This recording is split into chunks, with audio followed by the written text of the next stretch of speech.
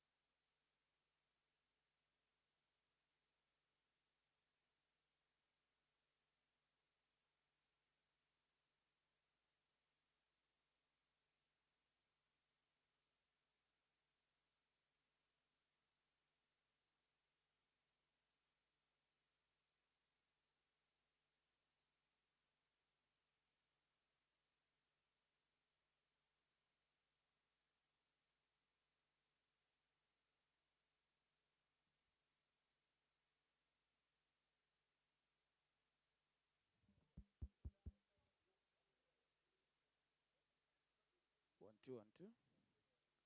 Sound check.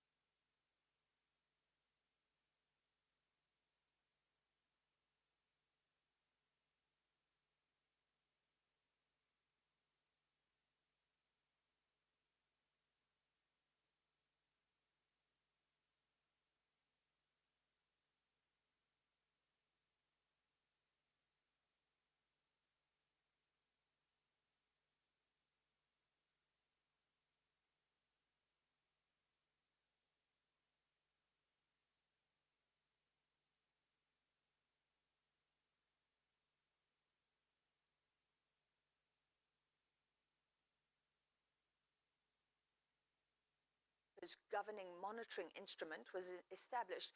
This year marks the 20th anniversary of the African Peer Review Mechanism, launched in 2003. Starting with a mere 6 member states in 2003, the African peer review mechanism has skyrocketed to a remarkable 43 member states today. Established on 9 March 2003 by the NEPAD heads of states and government, its vision remains steadfast to build an Africa that is prosperous, peaceful, democratic, and sustainable. I would now like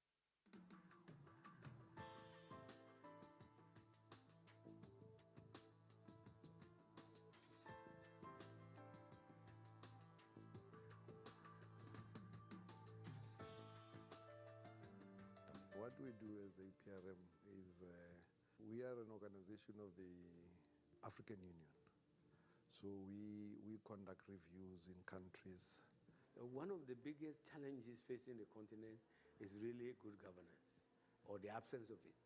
The objective is to promote good governance at the political level, economic level, corporate good governance, and socio-economic development.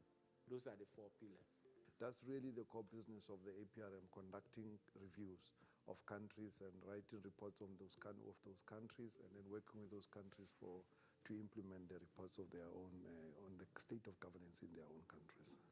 And it is so important for Africa to have this kind of tool, because governance is critical to socio-economic development.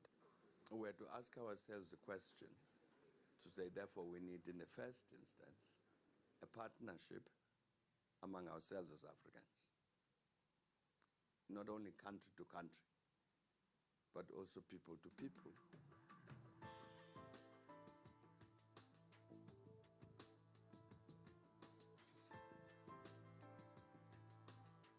Universities constantly advise policy makers.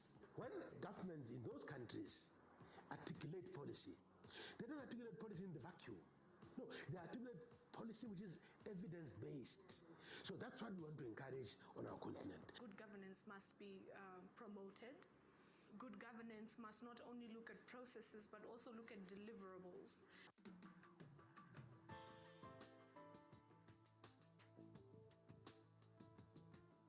Millions of young people in Africa bear the brunt of poverty, unemployment, and other social ills. This platform hopes to propel young people to become drivers of solutions.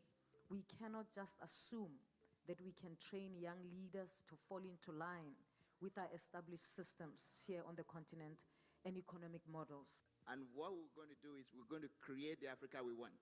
Where is Africa located in the 4th Industrial Revolution? What are the policies in place that allow us to thrive in 4IR? We are not too young to be relevant. The youth and the women of this continent are really not just the future of the continent, but our biggest asset right from now. And we think the best way to reflect more clearly on the Africa we want to see is to do it with young people.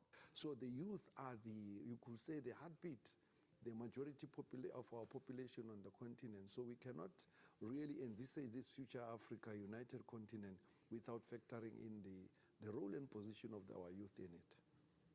And I believe very strongly that if we harness the power of the youth and women, we can achieve the Africa we all want. And so as the youth, we must have the courage to stand up and take responsibility and say, here is an issue. Let us figure out a way to solve it, because it lies with us. And I think whether in parliament, whether at the mayor level, at the council level, at the presidency level, at the minister level, young people have to be in every single key position of leadership. And I think that the APRM provides a unique platform for civil society, business, and government to talk about governance issues in ways that are sometimes not possible or not encouraged in countries. And so I think it's a wonderful tool that really can open up the conversation about how the lives of people are made better. The African peer review system should not be treated as incidental, that you do everything else, and when you've done whatever, in your spare time, you say, well, what about the African peer review? I think it has to be integral. It has to be integral to everything that we do every day. Now, we have made tremendous progress. And what do we need to do? We need to do more of the good things that we have done. Recording and in we progress. make sure that when these good things are done, they are done for a purpose. And what is the purpose? To make Africa a continent that will be regarded as one that is making life better for all its people.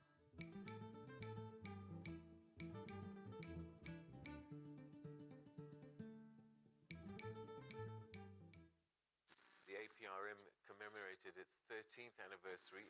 Yesterday, the APRM held its 14th anniversary. Now, tomorrow will be the 15th year since the African Peer Review Mechanism, Africa's governing monitoring instrument, was established.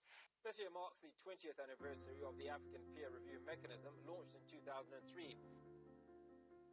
Starting with the mere 6 member states in 2003, the African Peer Review Mechanism has skyrocketed to a remarkable 43 member states today. Established on 9 March 2003 by the NEPAD heads of states and government, its vision remains steadfast to build an Africa that is prosperous, peaceful, democratic, and sustainable. In the past, they used to tell us, do this, do it this way.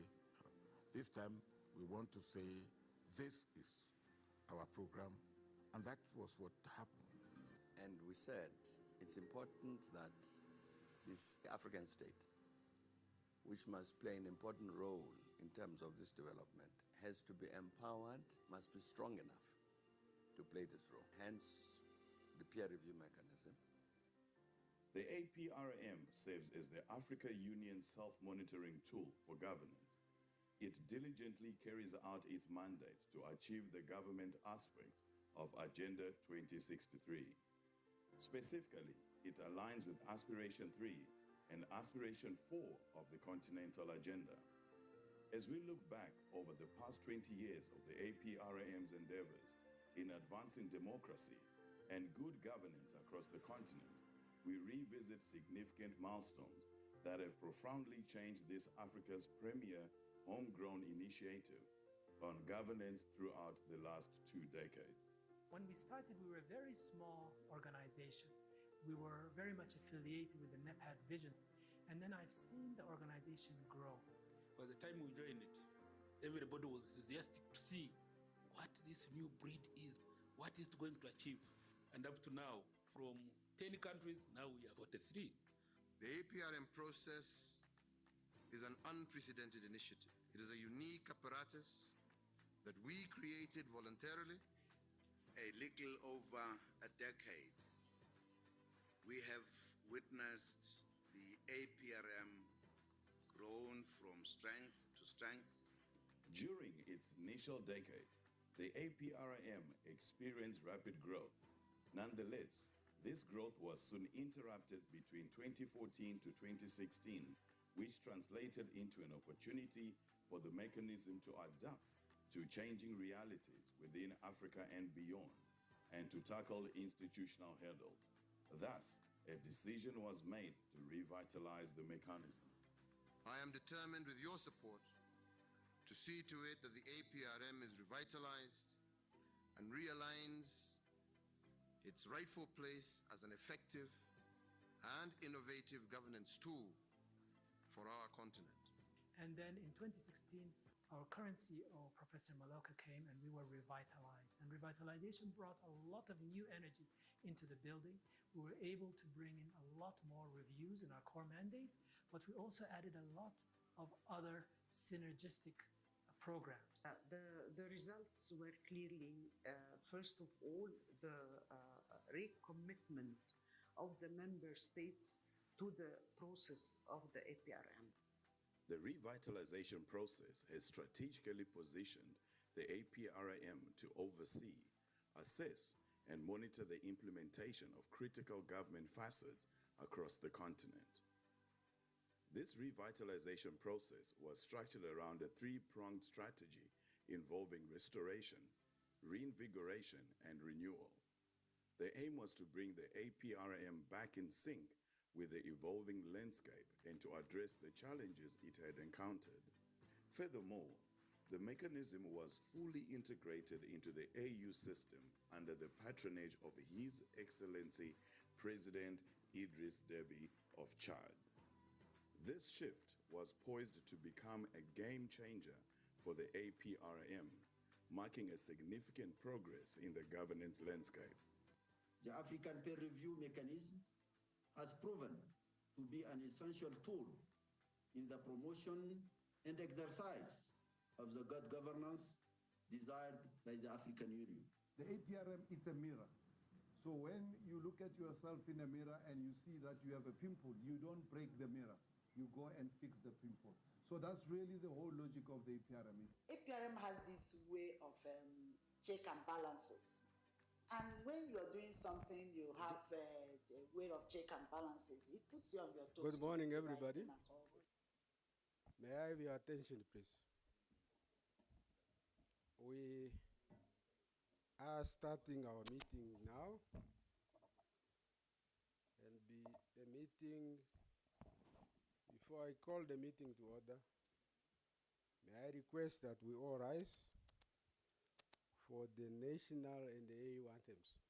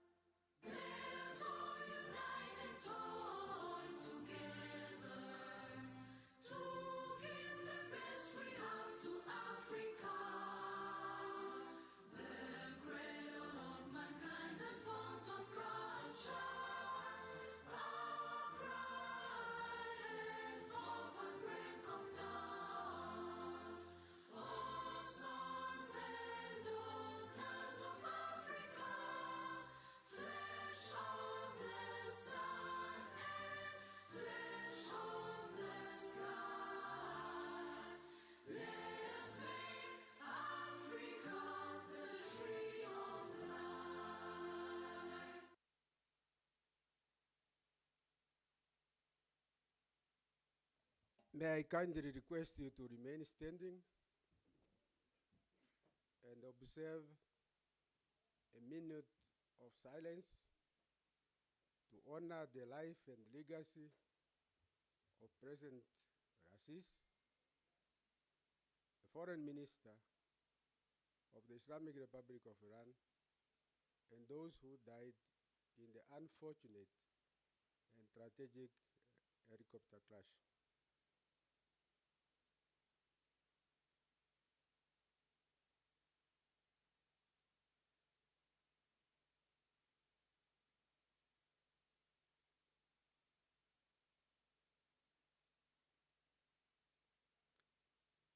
Thank you very much. You may be seated.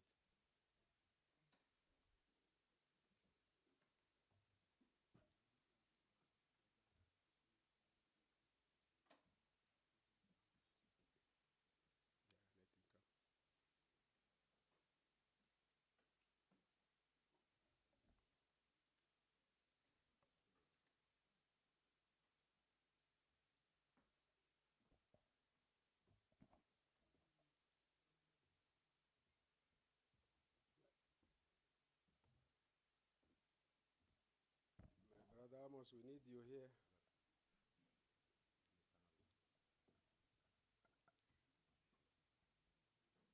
Now or later.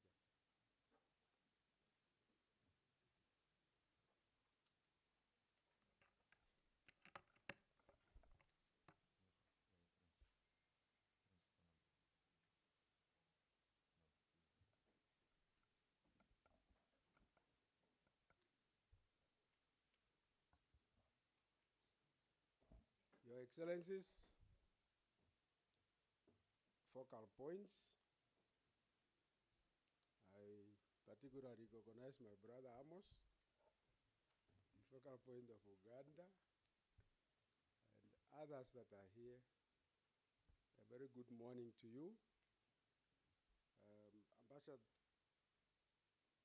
Ashraf Raset, Chairperson of the Continental Consultative Committee of the NGC, and other members of the NGC is present.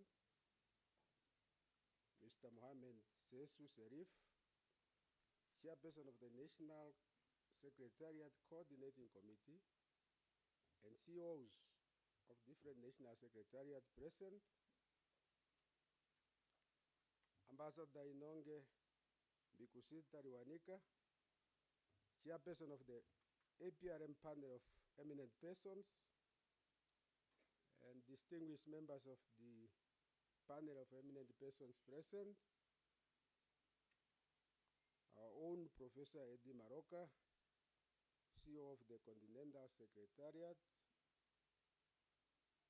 distinguished ministers, I understand some are online, distinguished ladies and gentlemen, and let me borrow from the Nigerians, and I say all protocol observed. Good morning. I warmly welcome you to the 6th Annual APRM Retreat Methodology Forum, retreat of the APRM National Structures, and validation of the impact study on enhancing effectiveness of National Secretariat and delivery of the APRM Mandate. I think it's only fair that at the outset on your behalf, let me thank the government and the people of South Africa for the warm hospitality extended to us since our arrival in this big city of Joburg. Many of us are getting lost, but we are managing. And the excellent facilities and hospitalities extended and made available to us all. It is understandable, you may ask me why I jumped South Africa. South Africa is going through a period of elections, and I think we can pardon the minister, the focal point, if she's not coming or she's on her way. It's an election period, it's a tough period, we can only say she is with us, although she's not here presently, and to wish the people of South Africa a free, fair, credible, and transparent elections. So this is our message to the South African: free, fair, credible, and transparent elections. My name is Rine Kiramboti. I'm the CEO and focal point of Namibia, and I will serve for an hour as your moderator. Now we have a program before us where we will hear statements.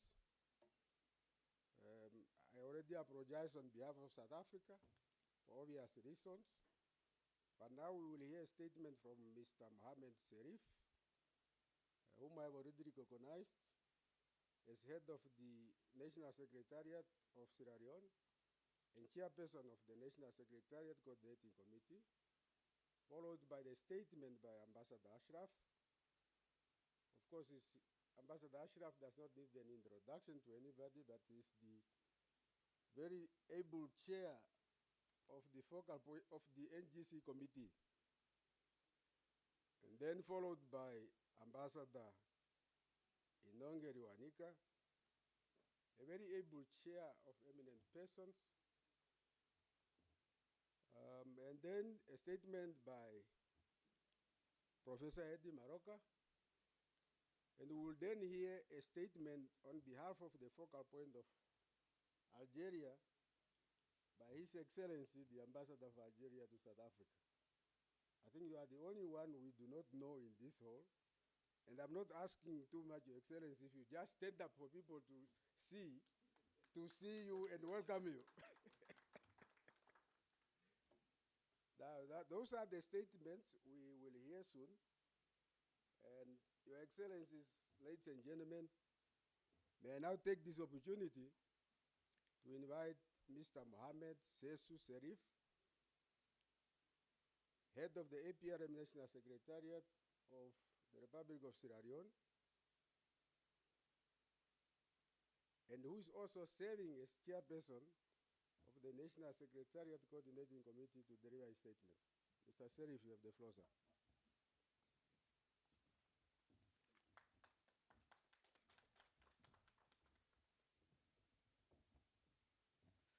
Good morning. Good morning, ladies and gentlemen.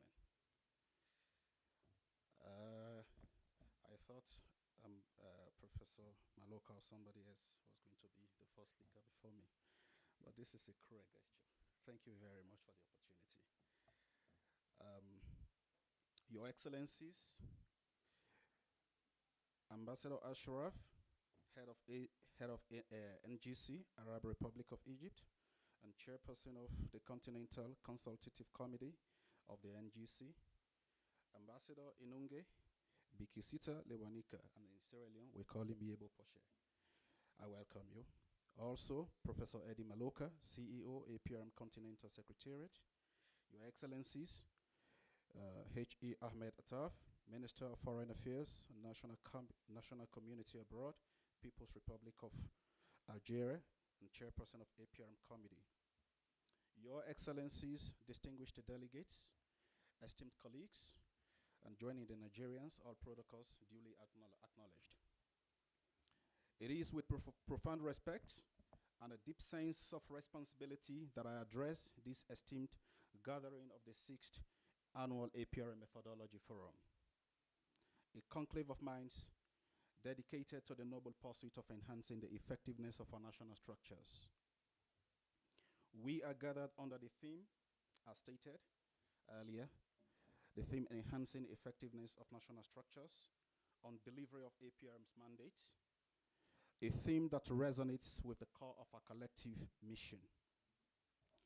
Your Excellencies and distinguished delegates, we stand at a defining moment in the African peer review mechanism's journey, where the visibility of our national structures are not just operational necessities, but fundamental to our legitimacy and efficacy.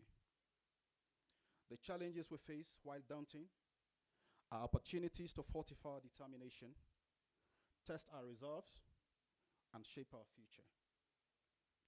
The current anonymity of our national structures among our diverse stakeholders, ranging from the citizens we serve to the married institutions we collaborate with, demand a reflective and proactive stance. It is imperative that we narrow the divide between our lofty goals and the public perception, guaranteeing that our endeavors are not just acknowledged but esteemed. This is the essence of our mission, and it is these recognitions that we cement a place as a cornerstone of good governance and progress. Your Excellencies and distinguished delegates, today we are not just addressing these challenges. We are here to analyze their political, policy, strategic, and operational implications. Our discourse will not be limited to identifying problems, but will be focused on generating actionable recommendations that will serve as inspirations guiding us throughout the complexities of governance.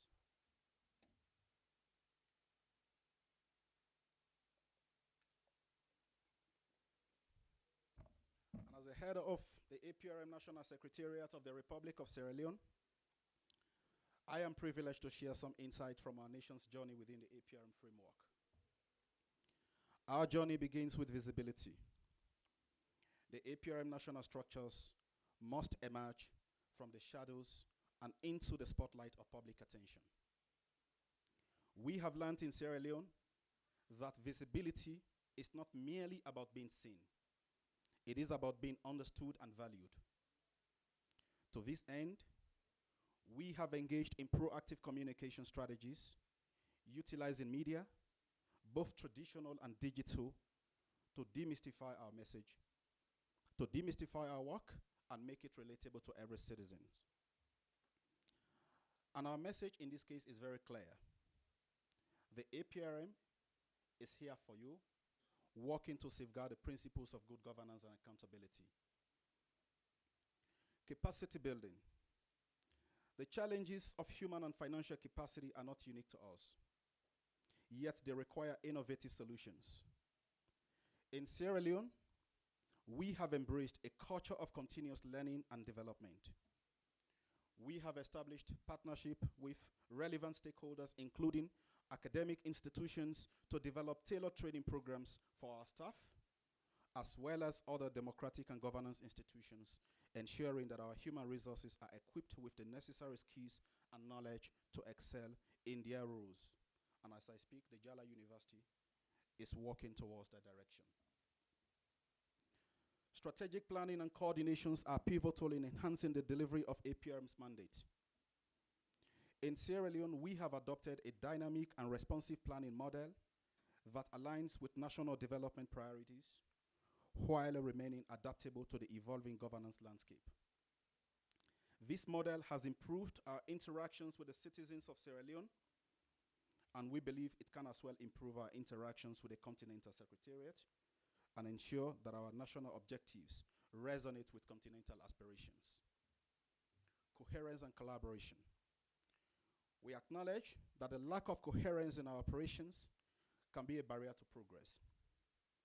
And to overcome this, we have over the years established a platform of dialogue, regular dialogue, and exchange of best practices among our national structures.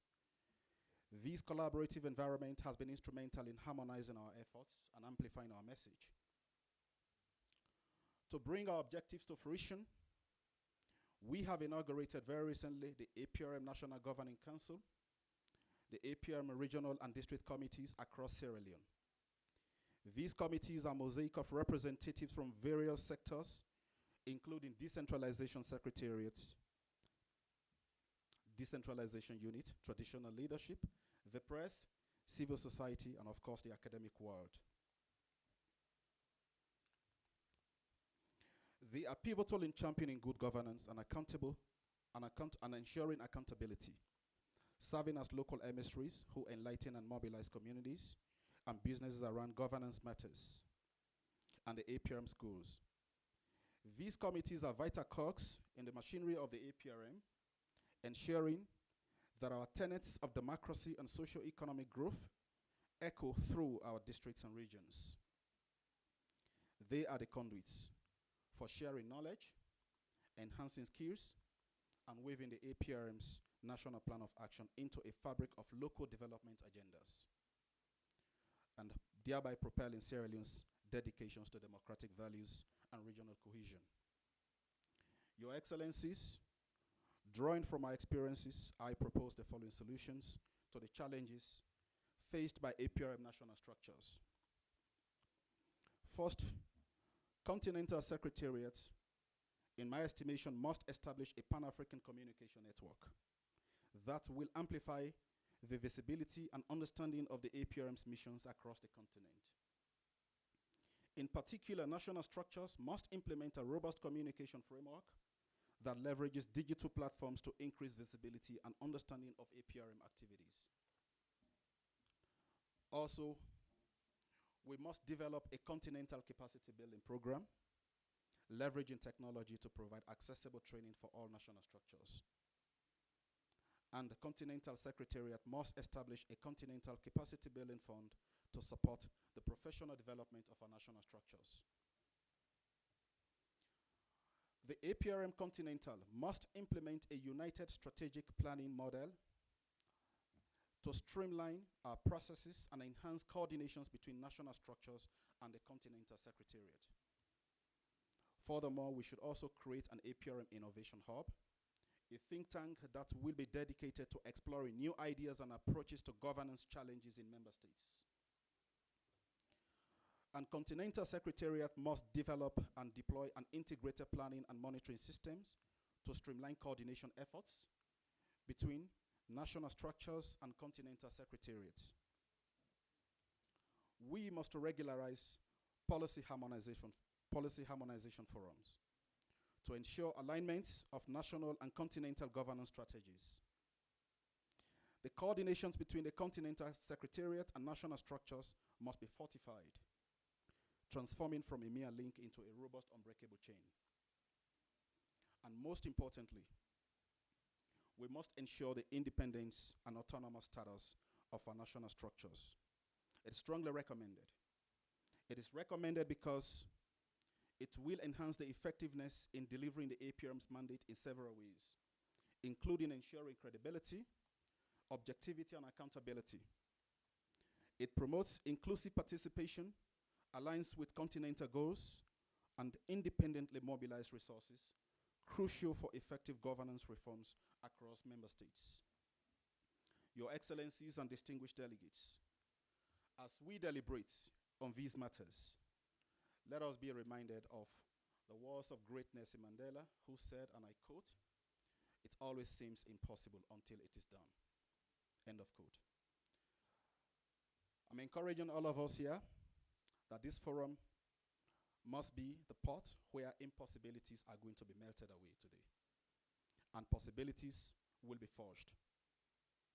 Let us reaffirm our commitment to the APRM's ideals and work collaboratively to surmount the challenges we face. Together, we can build resilient governance structures that will stand the test of time and serve as pillars of development for our beloved continent. Your Excellencies and distinguished delegates, today we unite to transform governance. Our collective wisdom will spark a governance renaissance, transparent, accountable, and attuned to our people's needs. We are stewards of the legacy that will inspire pride in our generations to come, for we are building their prosperity.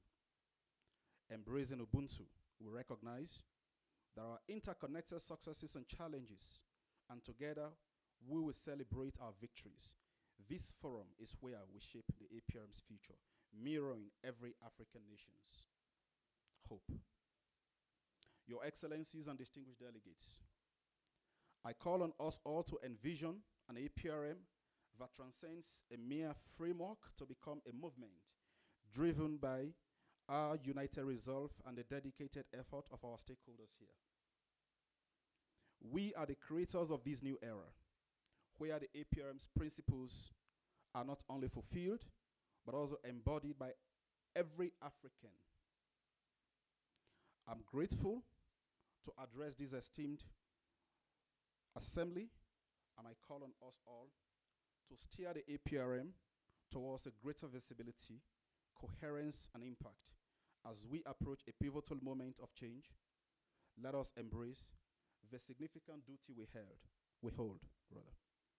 It is with profound respect and gratitude that I extend my heartfelt appreciation to the visionaries behind these esteemed institutions, including President Thabo Mbeki, President Obasanjo, President Ahmed Tijan Kaba, my president, President Kagame, among others.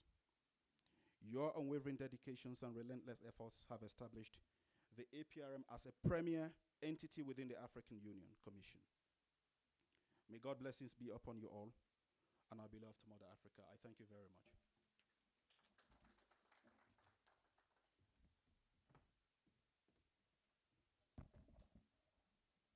Thank you very much, Mr. Sharif, for your statement and for sharing the vast experience of Sierra Leone in mainstreaming the APRM processes in your country. We are not very surprised. Sierra Leone is the immediate past chair of the Focal Points Committee. And I can only say you have done a good job, and once again, congratulations. So you have made specific recommendations to be considered by the forum, and I'm sure during our discussion, some of those concrete recommendations you made will be considered to strengthen the coordination between our national structures and the Continental Secretariat. So thank you very much. The next speaker is Ambassador Ashraf Rashid, Head of NGC, Arab Republic of Egypt, Chairperson of the Continental Consultative Committee of the NGCs. My elder brother, the floor is yours.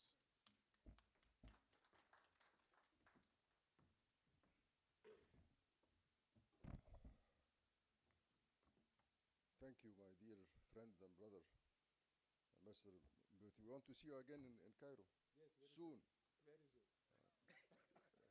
Minister Amara Karoun was there and just returned, and we got always we want to see you together coming, please. So please do. Thank you very much. Of course, distinguished participants, Minister, focal points, distinguished members of the panel, the chair of the person of the panel, and dear friends and colleagues. I'm really privileged to stand with you today in this 6th Annual APRM Methodology Forum. I go back a long way with the APRM since I joined in 2012, 12 years ago. But in any case, I kept really cherishing APRM and the work of APRM.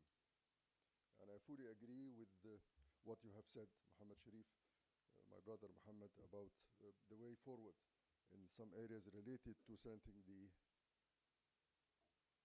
our own national structures.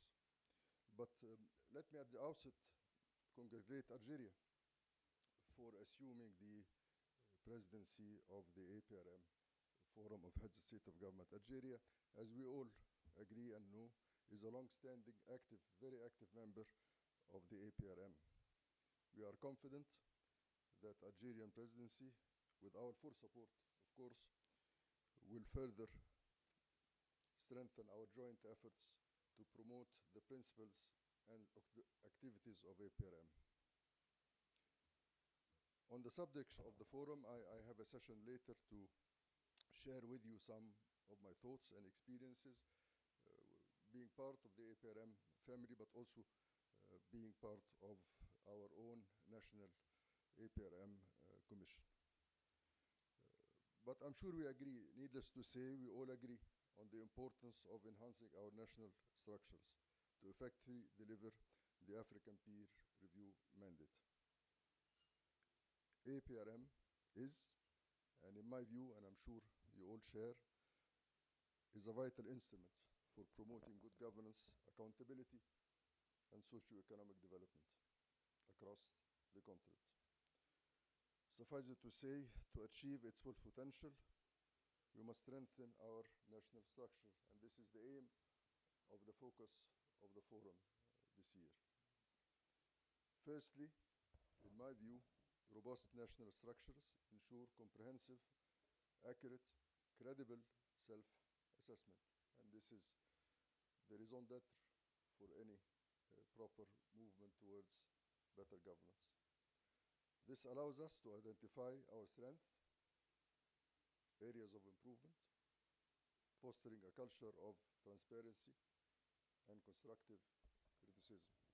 There is no problem in finding challenges, but the issue is how to tackle them and how to be transparent about them so that we can move forward. Secondly, enhanced structures should facilitate better implementation of the review report's recommendations.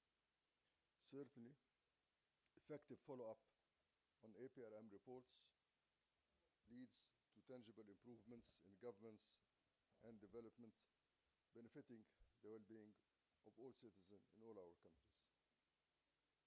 The third element I want to point is the stronger national structures will not only serve a national interest, but also will bolster regional and continental cooperation and sharing of experiences on governance issues.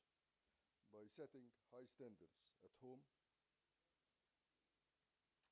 we contribute to promoting good governance in our continent. And our common objective is to move together towards a more prosperous and unified Africa. Enhancing our national structures is not just about fulfilling an APRM mandate. I think it's more than this. It's about securing a better future for the nations, our nations and our continent. So let us commit together to this vital endeavor with the seriousness it deserves. In conclusion, I have really to extend my sincere thanks and deep appreciation to our colleagues in the APRM Secretariat. I have been working with them. I have considered them colleagues and friends and brothers, so I want to really give them an applause, the Secretariat. Please, on the staff of the Secretariat. They have worked tirelessly under an able and active leadership of my brother and friend, Professor Eddie Maluka. And I have witnessed the birth of Eddie Maluka or the induction of Eddie Maluka into the APRM, and I have been before, the era before, and I hope to remain after Eddie Maluka also. But really, I commend the progress that the mechanism has witnessed in achieving APRM goals since Prof. Eddie assumed the leadership, and the qualitative, not only the quantitative, shift he has brought to the APRM work. I am confident that the next CEO, whom we hope to be introduced to shortly, will continue to further strengthen APRM activities with all of our support, of course, to her mission. Thank you.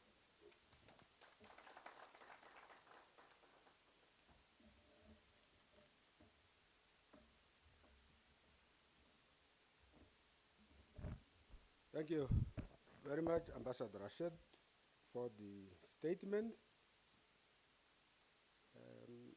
I can speak on behalf of the colleagues here that we are always pleased to learn from your vast experience. And you just confirmed the need to strengthen coordination between national structures and the Continental Secretariat. And you specifically singled out the need for credible, transparent review assessment if we are to improve good governance on our continent. So thank you very much. My next speaker now on the list is my dear sister and neighbor, Ambassador Inonge Bikusita Riwanika, Chairperson of the APR Panel of Eminent Persons. My good neighbor, Branch, the floor is yours.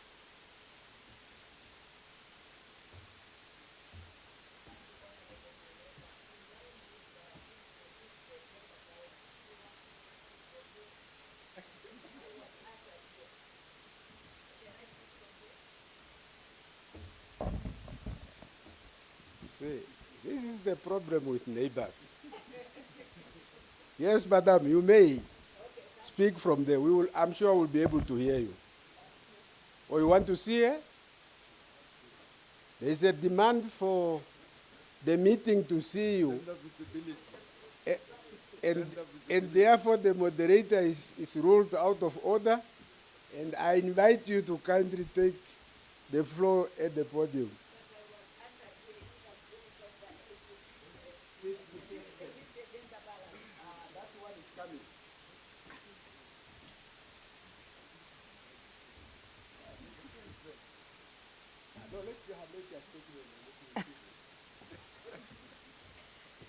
Thank you, my dear brother and neighbor, Honorable Ambassador Ambote, the moderator. In the spirit of African Union and unity, Your Excellency, the Honorable Minister of Public Service and Administration, Republic of South Africa, and APRM Focal Point. Your Excellency, Mr. Amos Lagulubi, State Minister of Finance, Planning, APRM Focal Point, Republic of Uganda, the Pearl of Africa. Your Excellency, Mr. Sadi Madi, Ambassador of Algeria in South Africa, and representative of Minister of Foreign Affairs and National Community abroad, Republic of Algeria. Excellencies, Minister of the APR Points Committee, Your Excellency, members of the Diplomatic Corps, the Dean, members of APRM Panel of Eminent Persons, our own Professor Ed Maloka, the CEO of APRM Continental Secretariat, my brother, Ambassador Ashraf Rashid, Chair of the NGC, Arab Republic of Egypt, Chairperson of the Continental Consultative Committee, and NGCs, my brother of many portfolios and leadership. Mr. Muhammad Sherif, my fellow citizen, head of APRM National Secretariat, Republic of Sierra Leone, Chairperson of the National Secretariat's Coordinating Committee, members of the APRM National Governing Council and National Secretariat, distinguished delegates, honorable representatives of member states, ladies and gentlemen. It is a great honor and privilege to welcome you all to the 6th APRM Annual Methodology Forum, dedicated to addressing key issues surrounding the national structures within APRM and validating the findings of the APRM impact study. Before I continue, allow me to express my profound gratitude for the honor of being appointed as the chair of the APRM Panel of Eminent Persons. It's a privilege to serve in this capacity, and I am deeply committed to upholding the principles and the objectives of the African Peer Review Mechanism.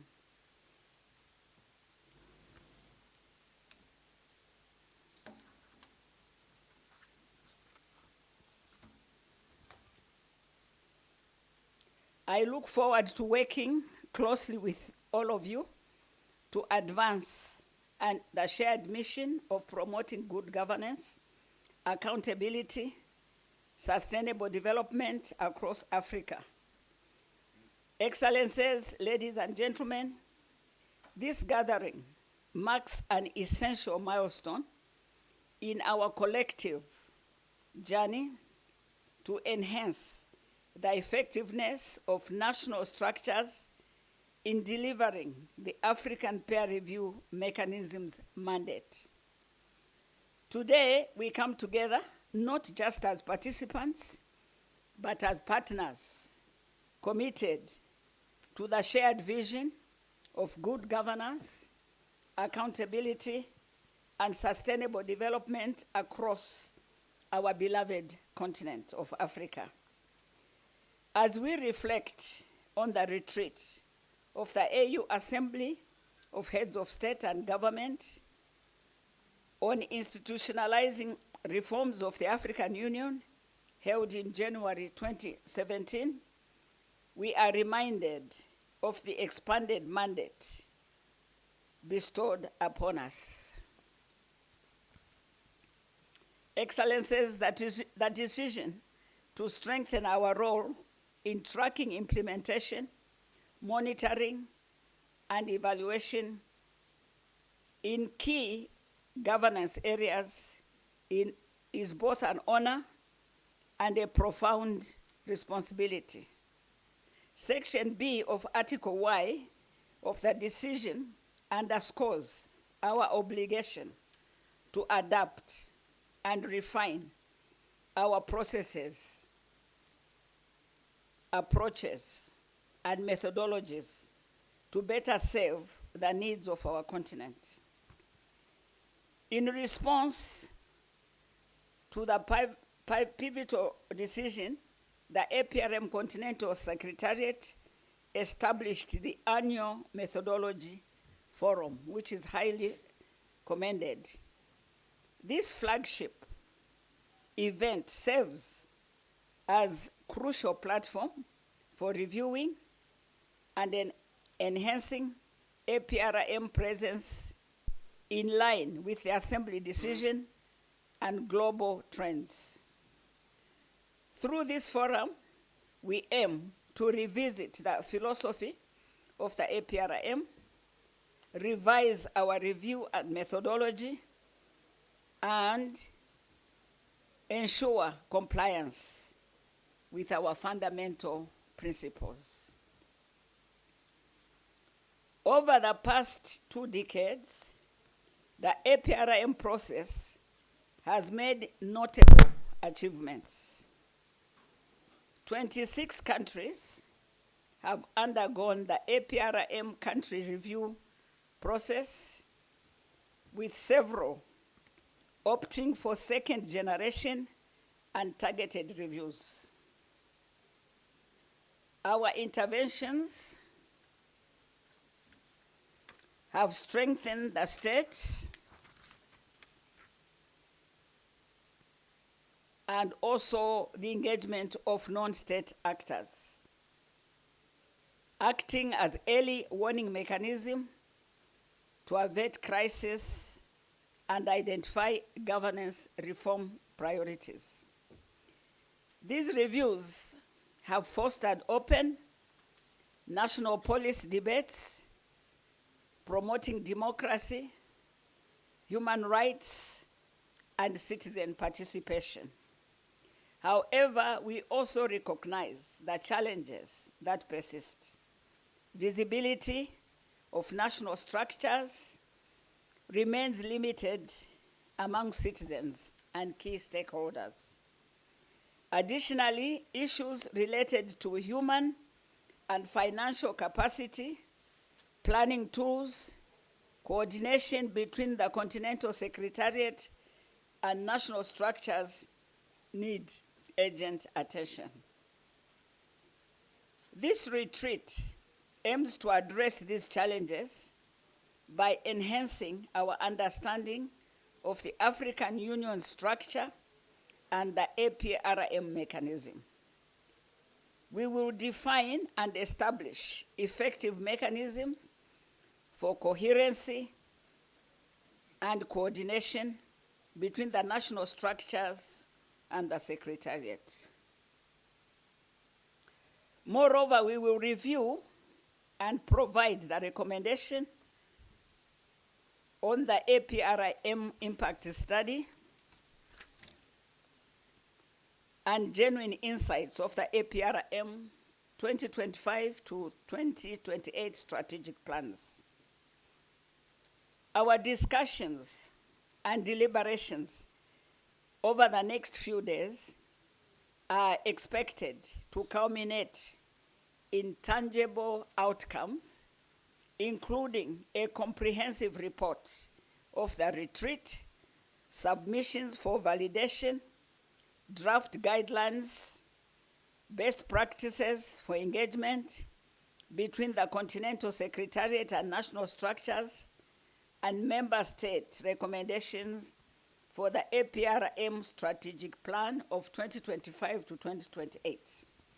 Excellencies, ladies and gentlemen, before I conclude, I would like to extend my best wishes to the Republic of South Africa and her people for the upcoming election. South Africa has long been a beacon of democracy in our continent, and we are confident that the democratic process will continue to strengthen and set a powerful example in our continent. Furthermore, I wish South Africa and her people continued economic success, prosperity, as it serves as an inspiration for economic development and stability in our continent. I thank you.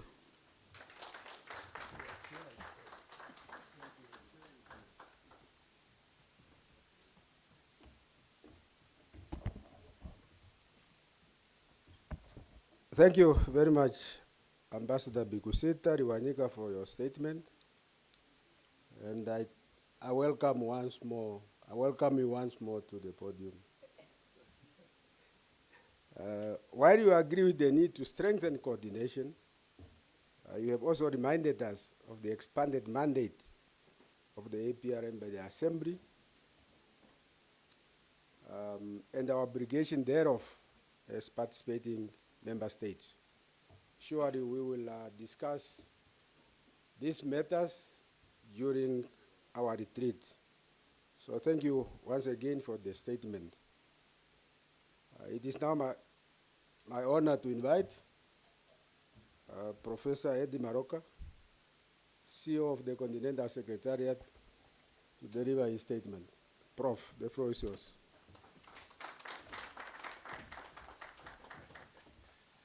Thank you very much, Ambassador Mboti. Also, we are also your neighbor. Yes. So the neighbors, everybody is a neighbor.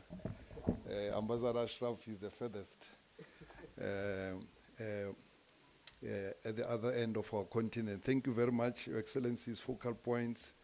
The minister is not here. Focal points who are here, yourself, Mr. Chairman, and Your Excellencies, focal points, and also the ambassador, and of course our dear brother who traveled from Algiers to represent the focal point of Algeria. You're welcome. And then the chair of the panel, Ambassador Lewanika, you've always been allocated a chair, but you told me that when in your youth you used to be a rebel. So then you decided to sit there because of the not wanting to be part of this podium. But thankfully you are back, and then of course your colleagues on the panel, the Deputy Chair, Ambassador Ali, who's here, welcome, and then your dear brother, my friend Dr. Diallo, who's the chair. Unfortunately, we couldn't bring all panel members for practical reasons. In the past, all panel members used to attend the meetings of this methodology forum, but we'll be discussing later, I think today, in fact, I think it's today, we're going to have a session on financing and sustainability issues. So it's something that we have to get back to, because the African Union is going through a difficult period at the moment, and unfortunately it's affecting all of us. So we apologize to members of the panel who are not here. It's not something deliberate, it's just a function of the shortages and the difficulties we're going through. We'll also soon meet our sister, the incoming CEO, Ambassador Antoinette Rosquatre, who's, I hope she was online.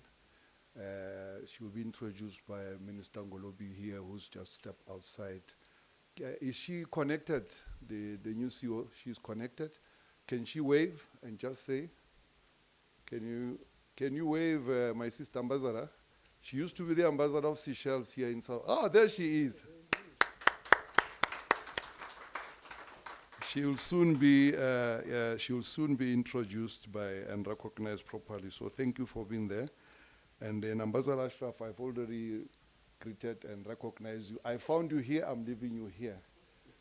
Thank you very much. You've been.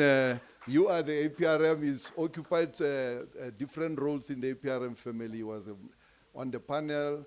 Now he's the head of APRM in Egypt. He's also on the panel of the Wise for COMESA. So thank you very much, Ambassador, for always being there, and also for leading the APRM Continental, the NGCs. Thank you very much for bringing us here. And then my brother from Sierra Leone, Sheriff, it's very good that you were the first to speak, because your speech was so powerful, and it made it easier for all of us who came after you. Thank you very much. And unfortunately, your minister cannot be here because he's attending cabinet, so he sends his apologies, but he's duly represented by you and some colleagues from the National Secretariat. Ambassadors who are here, all of you, you are welcome. My colleagues from the continental structures, and of course, all our colleagues from our national structures who are here, the partners, distinguished participants, ladies and gentlemen. Ambassador Lewanika has already given you a background to the Methodology Forum, how it started a couple of years ago, because we felt that we needed a forum where we meet as the APRM family to look at our methodology. But this year's one, we thought it should focus on enhancing effectiveness of national structures on delivery of APRM mandate. And it's something that we thought that it's something we should be focusing on moving forward, how to strengthen national structures, and some suggestions have already come out of what we need to do. So we strengthen national structures, but also the coordination between the continental structure and the national structures. But then the other issue that you'll be looking at, Excellencies, in the next 2 days, is impact. So we have conducted an impact study. I think we work with 10 countries, and we'll be sharing with you our findings and with some recommendations and suggestions.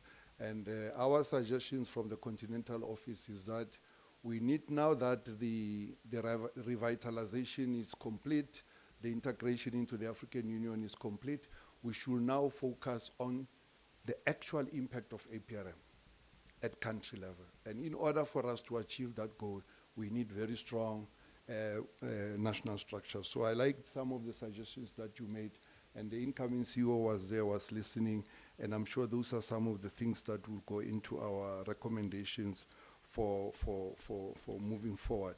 So the issue of financing, Your Excellencies, we'll return to it. We requested Ambassador Nchinga to come here, not because he's a South African, no, because he was the chair of the subcommittee of the budget subcommittee of the African Union, the Permanent Representative Council in Addis Ababa, when the APRM was being integrated into the African Union. So he was on our side in the battle to get funding from the African Union. So he'll be coming here in his personal capacity. So he's no longer at the PRC anyway, and he's also not representing South Africa. He's here as an expert to come and share with us his own insight about how this PRC works, the subcommittee, and the challenges of funding, and really to encourage ourselves. And this is the message that we'll be discussing, to encourage us as national structures and also the Continental Office. The panel is here, and our focal points are also here. We really need to find creative ways to address the financial issues and sustainability issues facing us. And I know also national structures, they are having challenges. So all of us have challenges. So we need to find creative ways. What methods can we use? And then Bernard is here. He's being our lead expert for this effort that started a couple of years ago to try to establish in Africa our governance fund of some sort. We call it the governance program, which is going to be a fund. So he's been working on it. We had a task force that has been working on it. So he's going to share with you some of our conclusions and suggestions. So we hope, Excellencies, when we get there, we'll be able to really look at this issue. For me, I think the future of the APRM, its impact, but for us to be able to get to that point and achieve the results we need at country level, we need strong national structures. But in order for us to be able to have a strong national structures and effective continental structure as well, we need to address the issue of sustainability. The situation is such that at the moment and in the short term, the African Union is not going to have money. And the partners also are, like for example, one of the partners, we finished the cycle with them and they then send auditors, they audit, and now we sign with them, and now we're supposed to, their funding was supposed to kick in this year. But because of developments elsewhere in the world, they themselves, their fiscal base in their own country is experiencing some difficulties. So they have suspended funding, AU institutions, as we speak. So even the partners themselves, they are under serious strain. So I don't want to leave you with a depressing message, but all I want to say is that it's a discussion that we need to discuss and to really find creative ways to make sure that we are able to mobilize our collective muscle as the APRM family to find resources. I think there are resources. And when we get to that point, some of us will participate in that discussion and make some suggestions as to how we can be able to address these issues. So, Your Excellencies, all I can do is really to welcome you as others have done already and to wish us the best in the next 2 days under the leadership for now of my dear neighbor here, Ambassador Mboti. Thank you very much.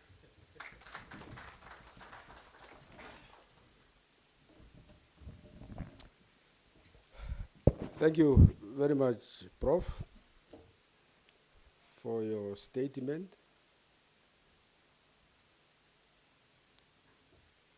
And I'm a bit emotional because I don't want to say for your farewell statement on the retreat, but I can only say for your statement. We have all learned, I think, a lot from you. We will certainly miss your professionalism, humility, and dedication to the Africa we all want and deserve. The key message is loud and clear from your statement. We need strong national structures if we are to drive the agenda of the APRM. So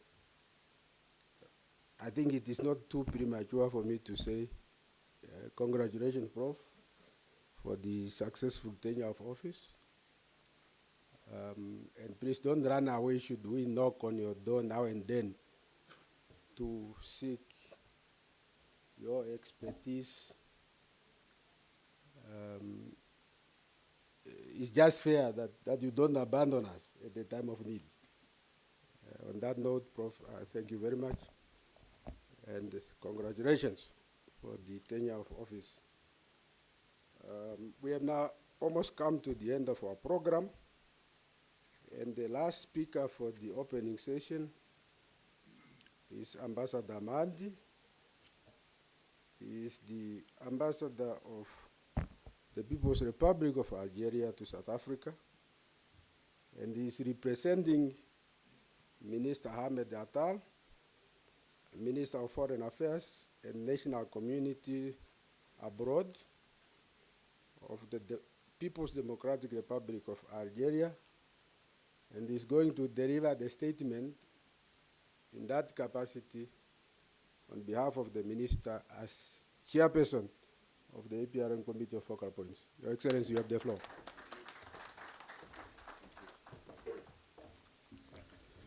Merci, Monsieur le modérateur, ambassadeur Mboti de la République de Namibie,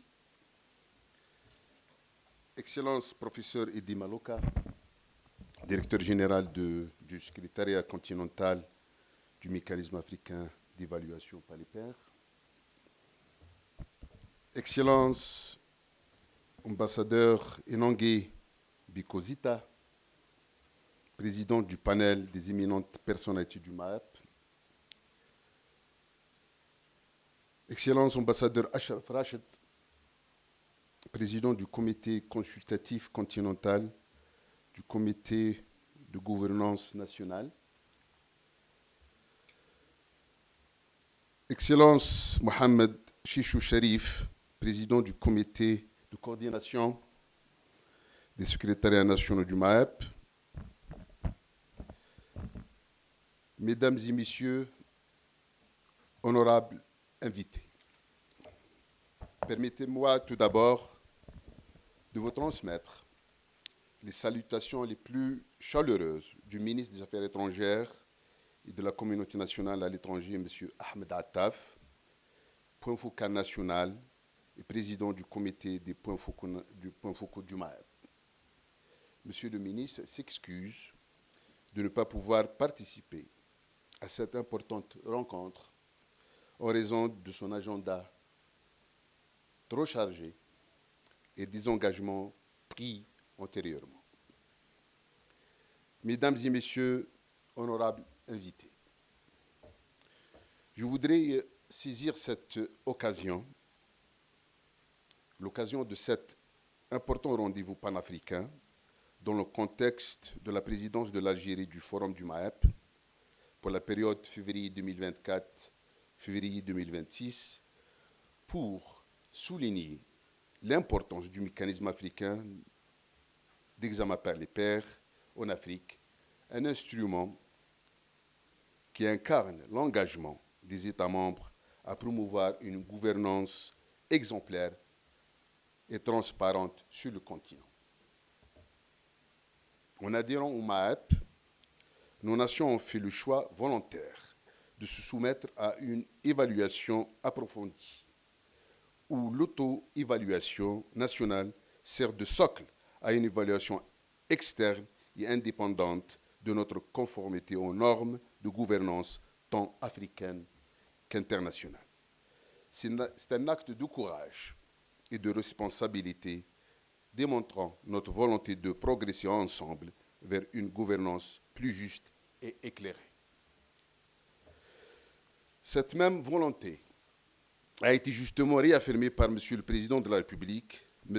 Abdelmadjid Tebboune, en sa qualité de président en exercice du Forum du MAEP, d'œuvrer avec diligence, impartialité et intégrité pour consolider les acquis du MAEP et veiller à ce que l'Afrique continue de progresser sur la voie d'une gouvernance démocratique et transparente. Mesdames et Messieurs, honorables invités, le processus d'évaluation se concentre sur des piliers essentiels tels que la démocratie, la gouvernance économique, le développement socio-économique, la gouvernance d'entreprise et la résilience des États face aux défis et aux difficultés.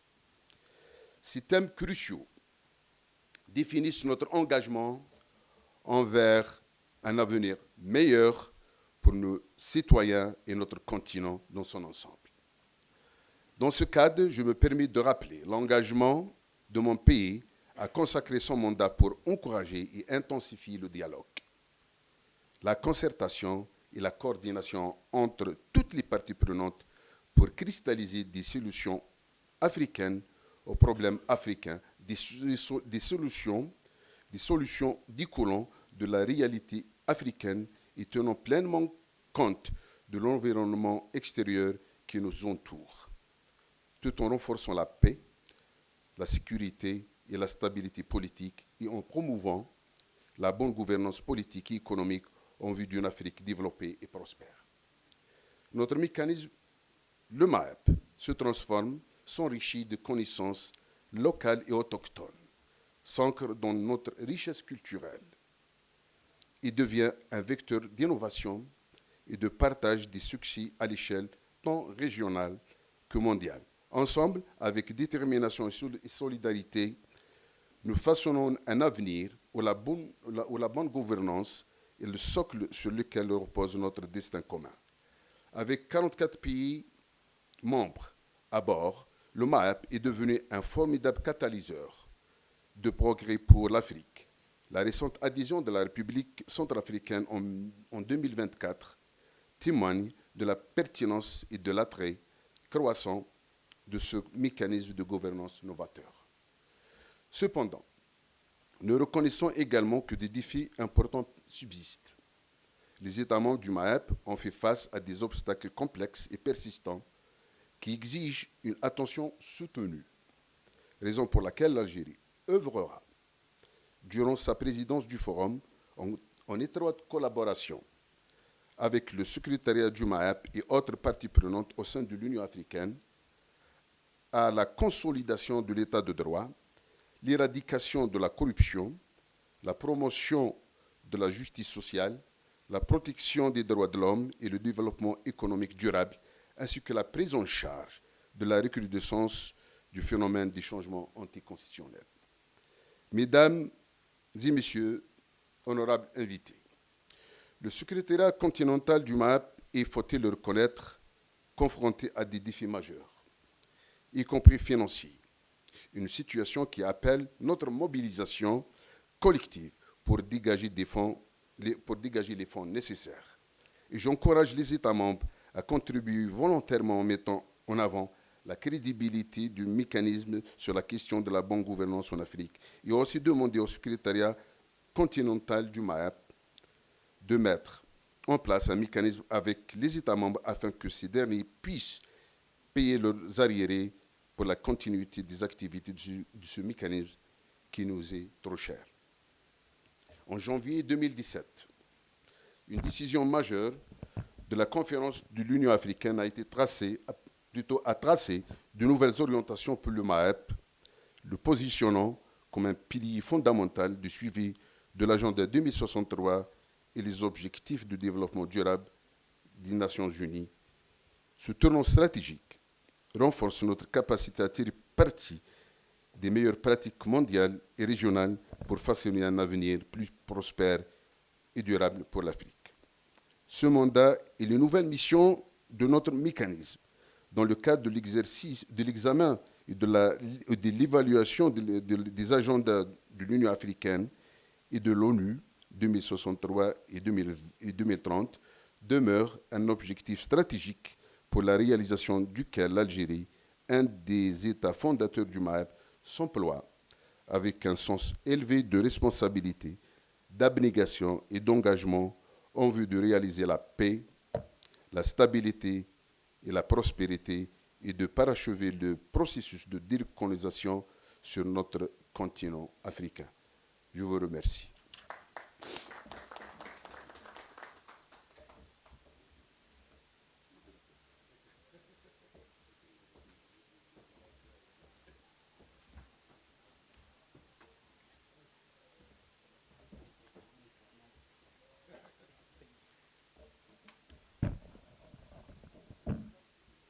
Thank you, my brother,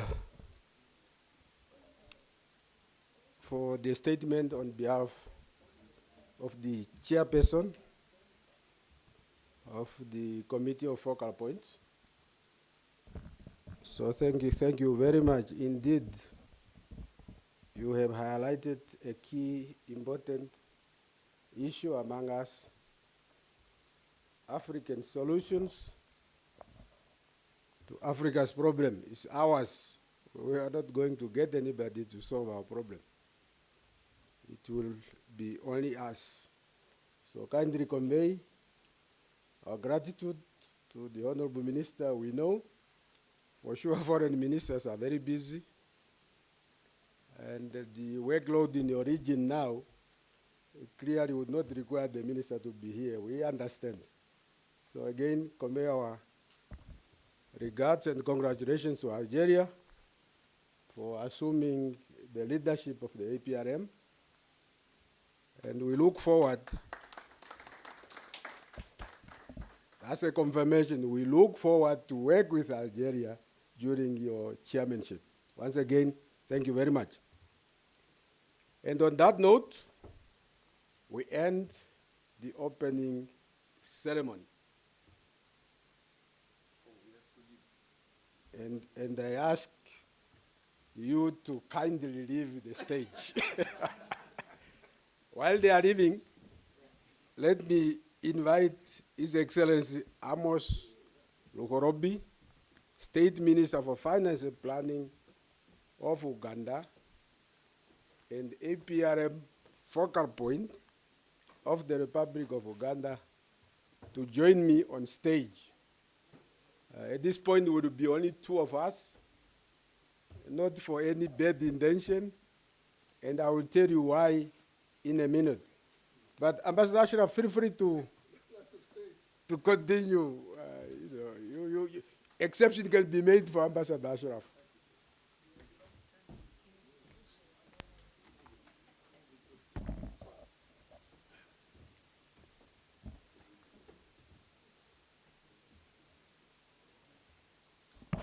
Now, may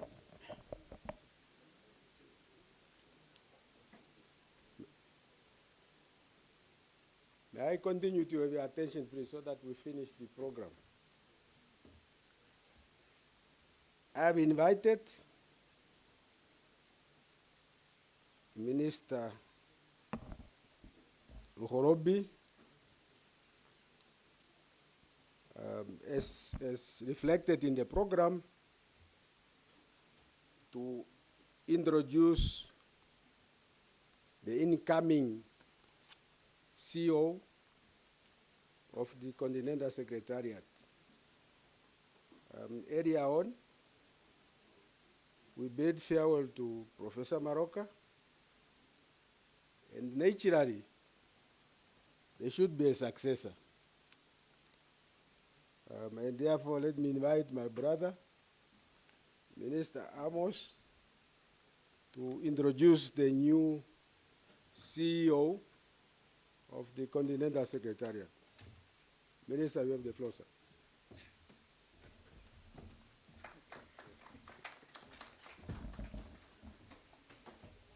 Thank you so much, Ambassador Mboti, for those remarks. Excellencies, APRM focal points, the chairperson of the Continental Consultative Committee, members of the APR panel of eminent persons, representatives of national governing councils, national secretariats of various countries, the CEOs and staff of the Continental APRM Secretariat, dignified participants in respective capacities,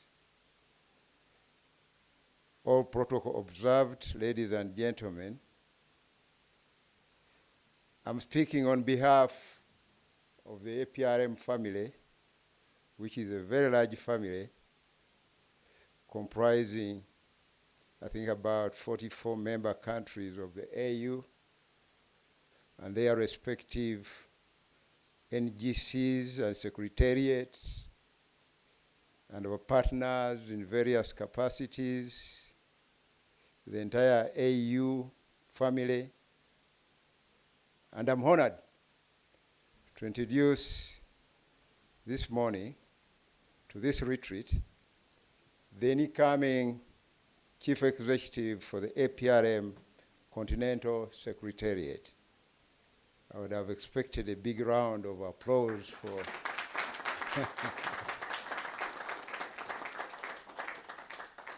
to welcome her before I say any details. But it's a hard moment. Let me go off the script to say farewell to my brother, Professor Eddie Maroka. I was here when he came in, and at that time, we are talking about reawakening of the APRM on the continent. You cannot reawaken something if it is awake. It has to be asleep. APRM then was almost dead asleep. And so as welcome the new CEO, we need to appreciate Professor Maroka for being able to reawaken the APRM. Because that was the mission then. And the animal is now fully awake.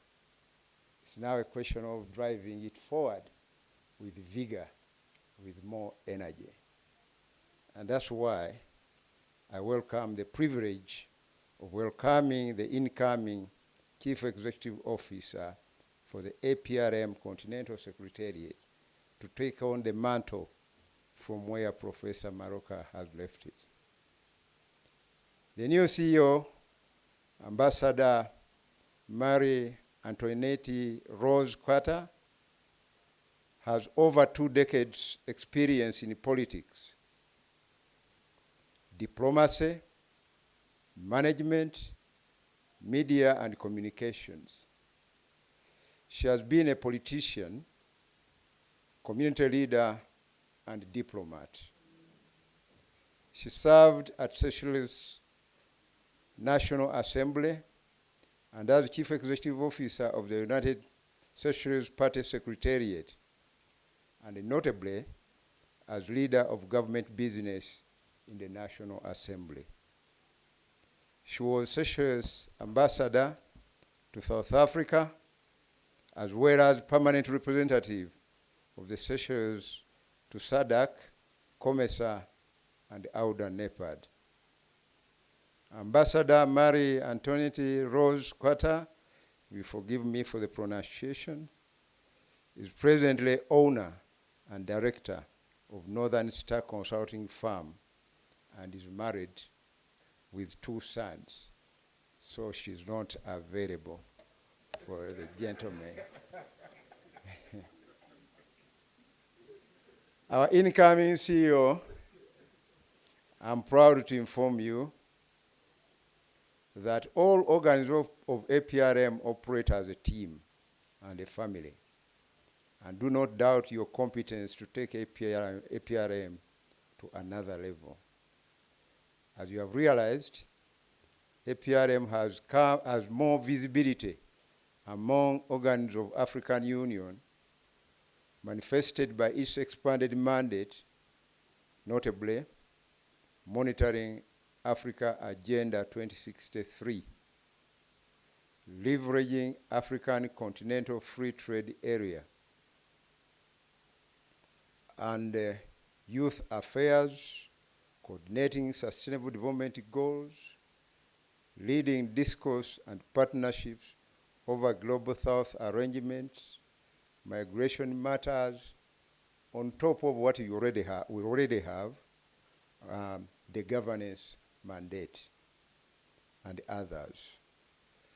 So, ladies and gentlemen, let's raise to welcome and applaud Ambassador Marie Antoinette Rose Carter as the incoming Chief Executive Officer of the APRM Continental Secretariat, beginning May 2024. So I have invited you to welcome her, please. I did ask you to raise to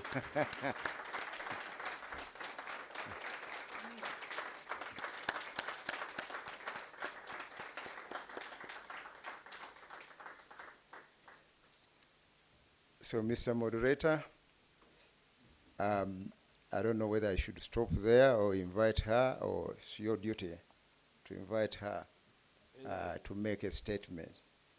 So, since I've introduced her,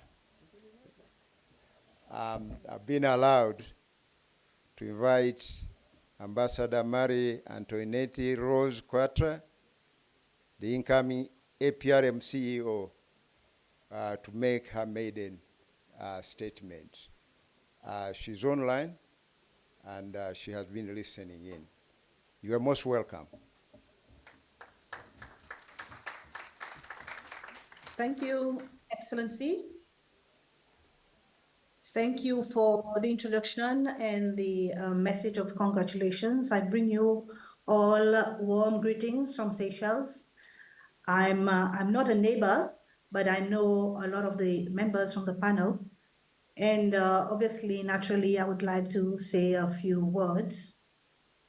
His Excellency Ahmed Attaf, Minister of Foreign Affairs and National Community Abroad of the People's Republic of Algeria, was the chairperson of the APR Committee of Focal Points, and who is represented today by His Excellency Saad Mandi, the Ambassador of Algeria to South Africa, and Mr. Hakma Hadjar, who is the representative of the chairperson of the APR Committee of Focal Points. Your Excellency, the Honorable Amos Lugo Lubi, Minister of State for Finance, Planning and Economic Development of the Republic of Uganda, was the APR focal point for the Republic of Uganda, and member of the Troika of the APR Committee of Focal Points. Your Excellencies, focal points of the APRM participating member states, Your Excellency, dear Sister Ambassador Inongwe Mbi Kusita Lewanika, was the chairperson of the APR panel of eminent persons, and all members of the APR panel of eminent persons, ambassadors, and members of the diplomatic corps accredited to South Africa. Your Excellency, Professor Eddie Maloka, Chief Executive Officer of APRM Continental Secretariat, Your Excellency, Ambassador Ashraf Rashid, Chairperson of the NGC of the Arab Republic of Egypt and Chairperson of the Continental Consultative Committee of National Governing Councils, Your Excellency, Mohammed Sherif, Head of the APRM National Secretariat of the Republic of Sierra Leone and Chairperson of National Secretariat's Coordinating Committee. All heads of the APRM national structures, dear partners, distinguished participants, invited guests, ladies and gentlemen, I sincerely wish to convey my Pan-African greetings. Your Excellencies and distinguished participants, I salute you. I acknowledge with a deep sense of humility the privilege accorded to me as the incoming CEO of the APRM Continental Secretariat to address this 6th APRM Methodology Forum, retreat of the APRM national structures, and validation of the APRM impact study.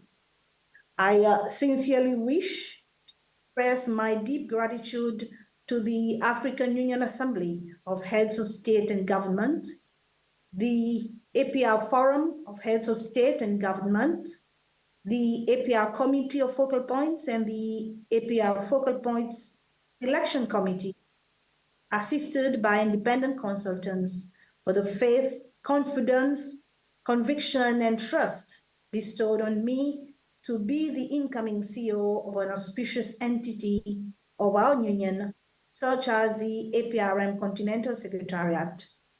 It is a singular privilege and a heavy responsibility that I have not taken for granted. Thank you very much, and I welcome with great humility the trust placed in my modest person.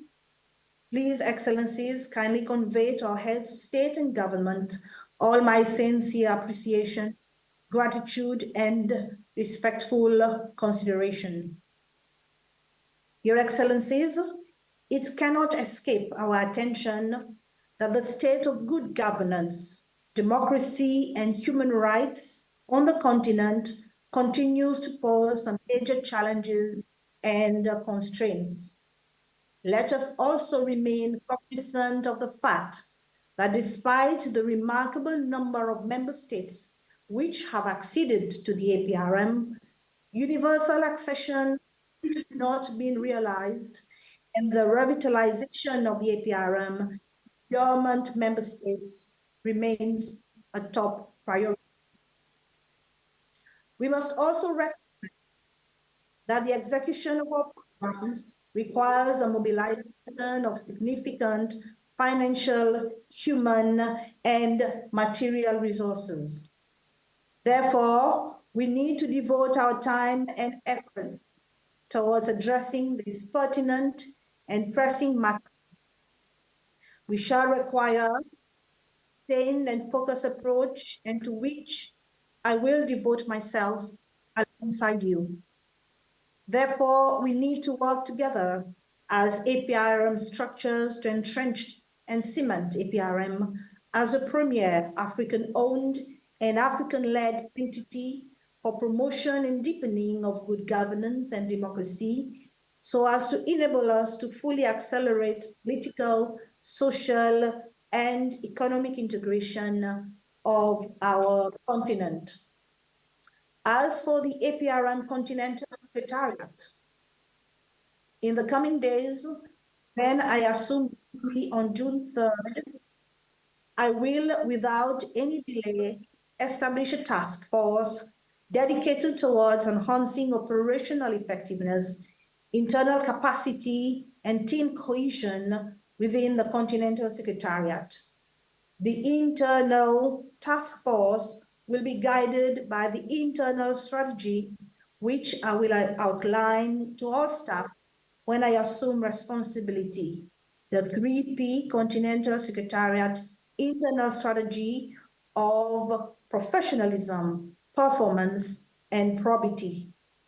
This strategy serves to ensure strict adherence to the African Union operational values, as well as to guarantee strict compliance to the African Union and APRM legal instruments.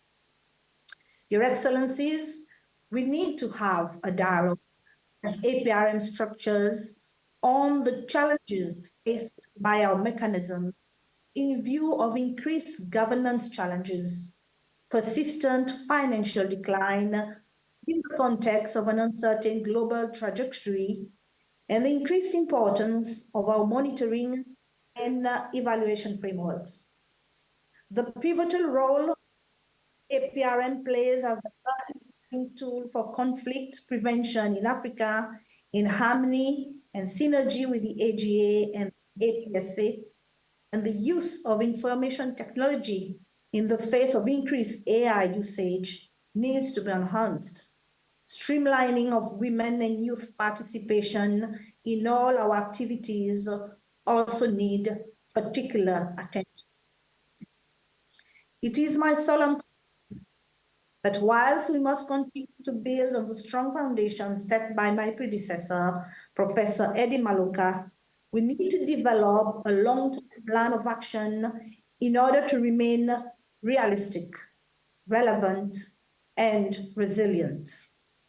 It is indeed my intention to mobilize the Continental Secretariat to concretize your reflections and continue the process of developing the APRM 5-year strategic plan in line with the African Union 10-year implementation plan of Agenda 2063, recently adopted by the AU Assembly of Heads of State and Government, and the strategic focus of the chair of the APR Forum of Heads of State and Government, His Excellency Abdelmadjid Tebboune, the President of the People's Democratic Republic of Algeria, as well as the key priority areas to be agreed upon by the APRM family.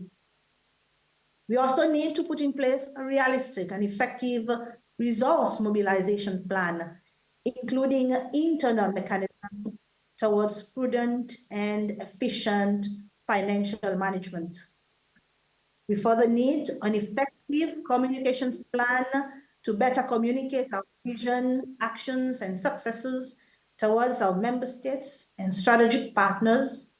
We have to write our own success story and shape the narrative around the APRM if we want to realize the Africa we want and positively stimulate the hearts and minds of our people. And I also welcome the formation of an APRM Innovation Hub as proposed by yourselves. The roadmap I have outlined will provide space and opportunities to refocus our strategic priorities, strengthen our tools, and decisively entrench the APRM as a premier AU institution in promoting good governance and democracy on the continent. Those that share with me the certainty that clarity and transparency are better than all other maneuvers, I would like to reassure you, I will make them an absolute priority. Our success and our seriousness are the salvation of the African peoples whom we aim to serve with dedication and selflessness.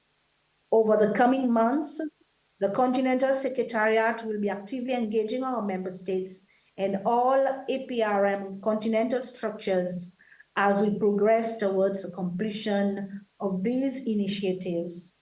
I strongly believe in transparency and a participatory and engaging approach with all our stakeholders. I also intend to capitalize on the valuable support that our partners have given us so far and outline the prospects for new partnerships which would reinforce the enthusiasm displayed by multiple actors and institutions to support the implementation of our programs. At the same time, I will work to consolidate a climate of trust within the Continental Secretariat, within the APRM as a whole, and to promote experience sharing within our member states, civil society, and other stakeholders. The search for harmony will be at the heart of all our efforts during my mandate. My guiding principles will be impartiality, efficiency, transparency, fairness, and objectivity.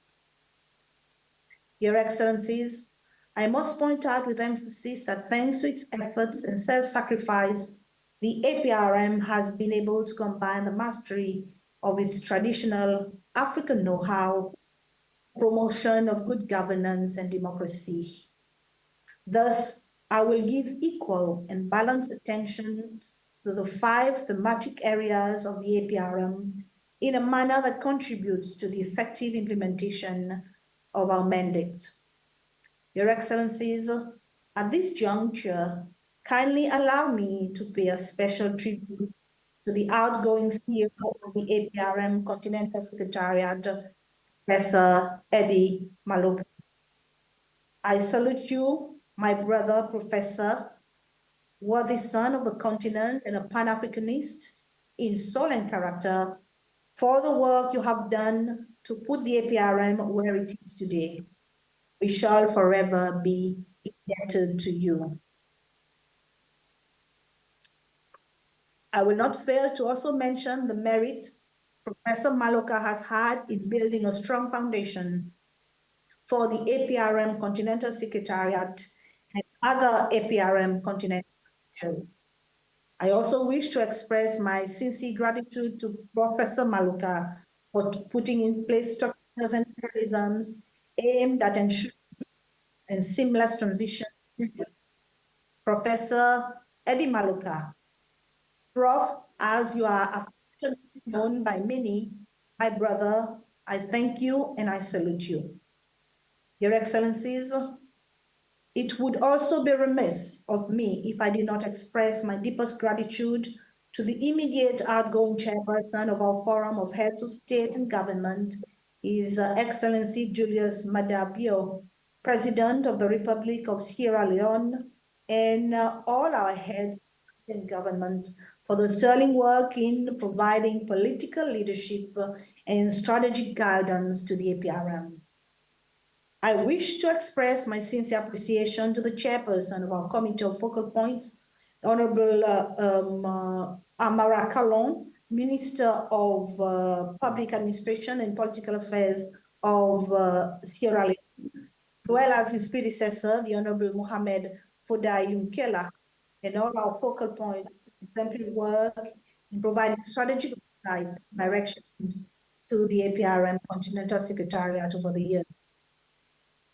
I also wish to sincerely the immediate outgoing chairperson of eminent persons, Dr. Abduli Janet, and all members of the panel of eminent persons for excellently leading our country review processes and ensuring the integrity, independence, professionalism, and credibility of the process. Similarly, excuse me. Similarly, I would like to congratulate our new leadership of the Committee of Focal Points and our panel of eminent persons. And I look forward to working closely with you and all the members in deepening the promotion of good governance and democracy on the continent. Excellencies, I would like to say in French, Excellence, depuis ma nomination au poste de directrice générale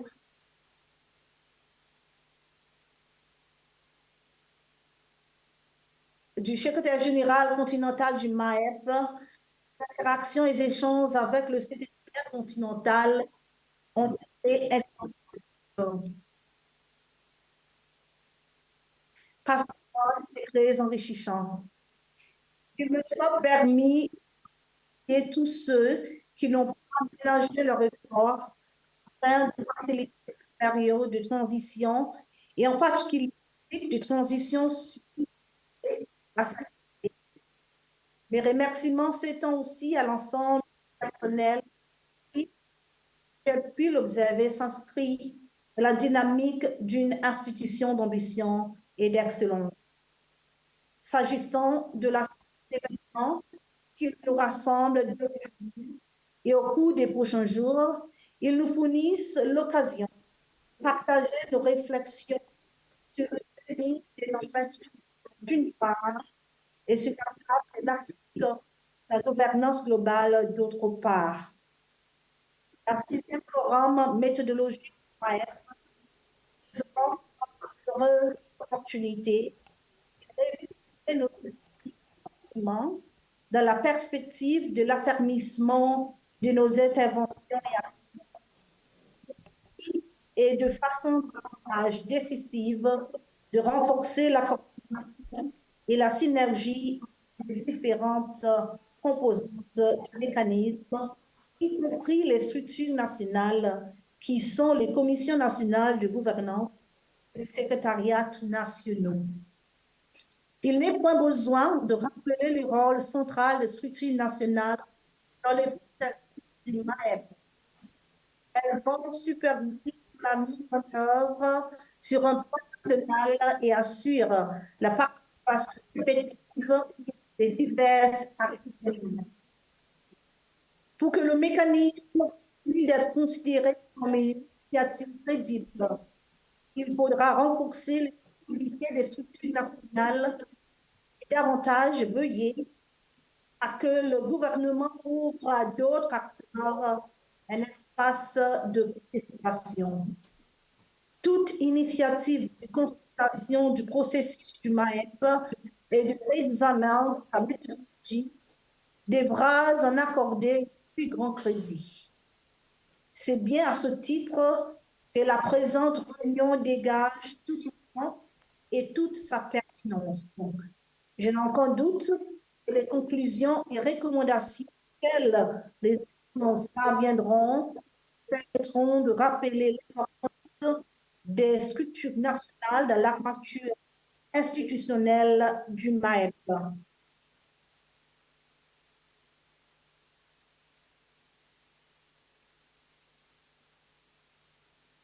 Et de réduire les priorités stratégiques et de renforcer leur rôle afin qu'elles contribuent efficacement à l'exécution du mandat du MAEP. Excellence, à l'approche de l'Afrique vendredi prochain, je vous souhaite une bonne journée de l'Afrique. Laissez l'esprit d'Ubuntu nous guider à travers nos engagements et nos actions. En souhaitant plein succès, je vous remercie de votre aimable attention et serai heureuse de vous voir dans nos événements futurs. Merci. Shukran asante, and thank you very much. I wish you fruitful and pleasant deliberations and a blessed day for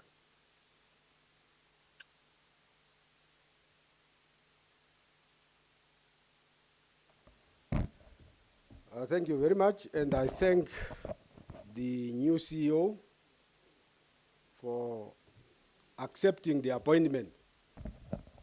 Now we have a new Chief Executive Officer of the Continental Secretariat.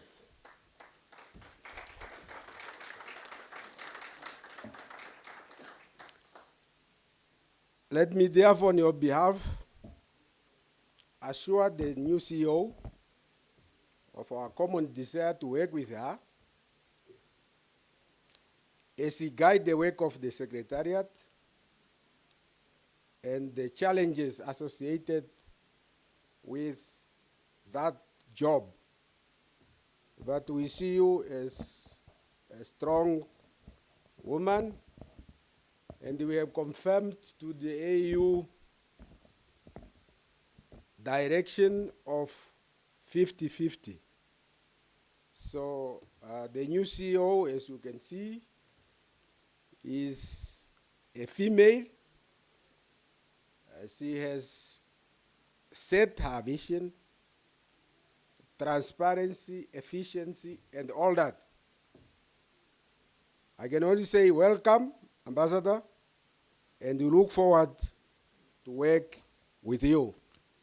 My brother Amos, thank you very much for introducing the new Chief Executive Officer.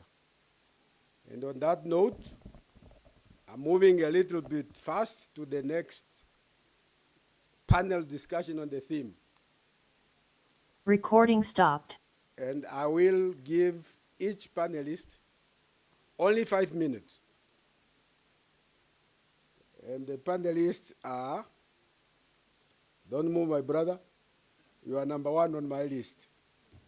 His Excellency Amos Lokorobi, State Minister for Finance and Planning, APRM Focal Point of Uganda. He's already here.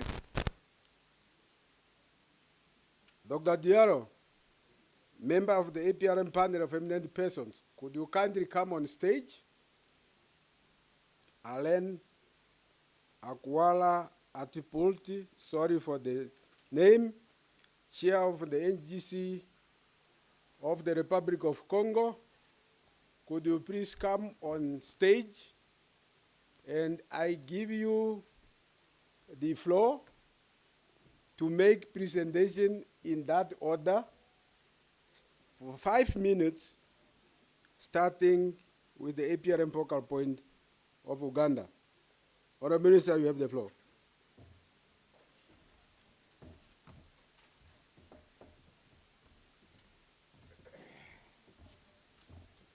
Thank you so much, Mr. Chairman.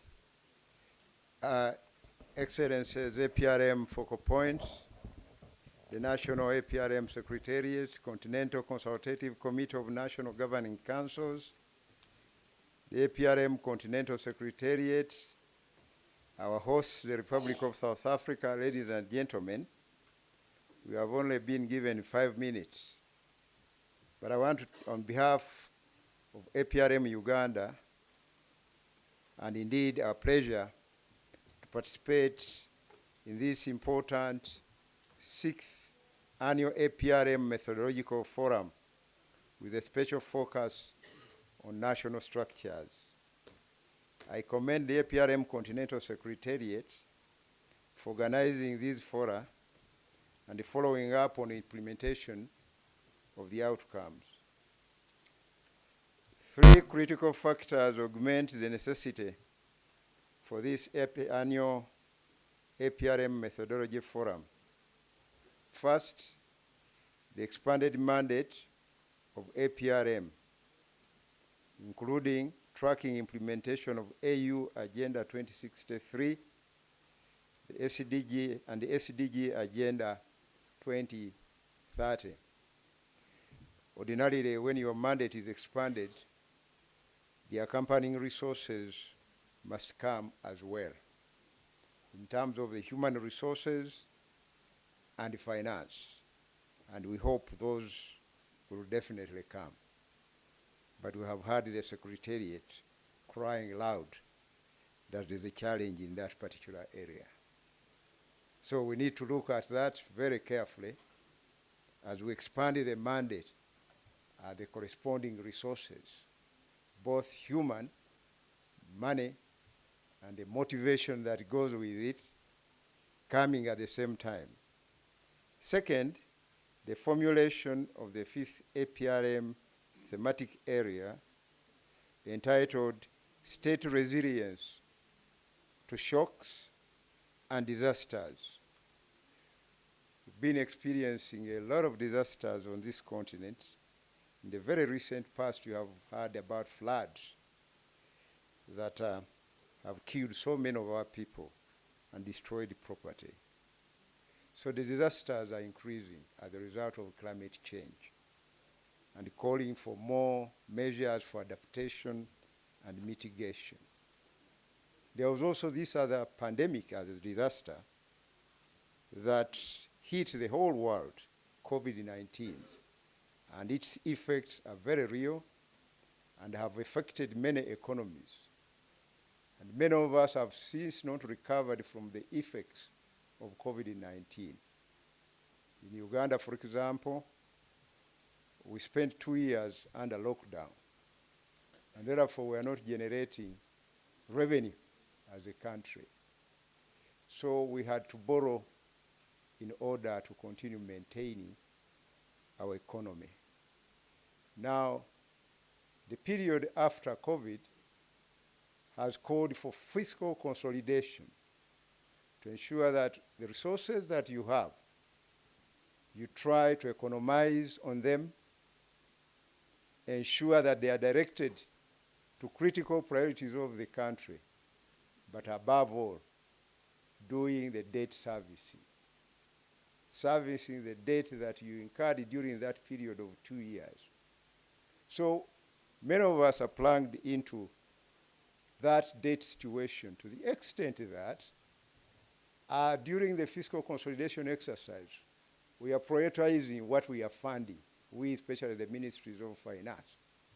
And in the process, you find that in the pecking order of things, APRM has gone far down there, and therefore the support has somewhat diminished. So as we welcome this new CEO, this is a new challenge.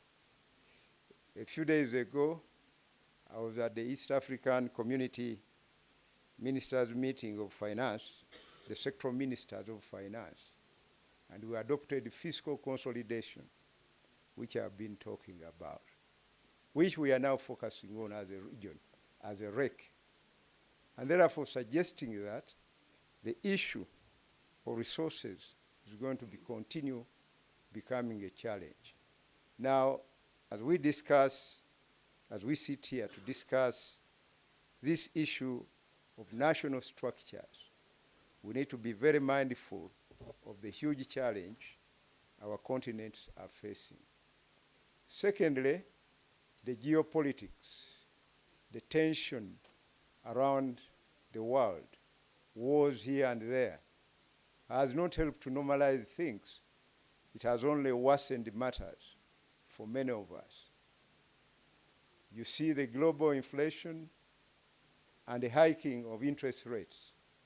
Today, we are, for example, I'll give you an example. Parliament allowed us to go out to borrow. We could not borrow money from foreign sources. Why? Because the interest rates are so high. Access to resources is increasingly becoming a problem globally. Interest rates, global interest rates are so high. Now, these investors who have been investing in terms of investing in our financial instruments have gone to invest elsewhere because interest rates are high in those more stable markets. So we are having challenges, many of us on the continent. I'm pleased to associate myself with the prognosis of the binding constraints to proper functionality of the APRM national structures. They are systemic across the spectrum on the continent. I've been listening, the success stories everywhere.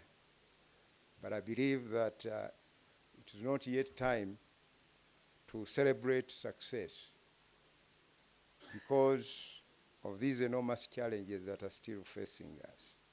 The new mandates that we have, we are called now to even work harder than we have been working before, to become more frugal with the limited resources that we have, to see how we can optimize those resources to deliver on the objectives of the APRM. I need to talk about the issue of political will. And you know this is a very sensitive matter. We drive with the national structures.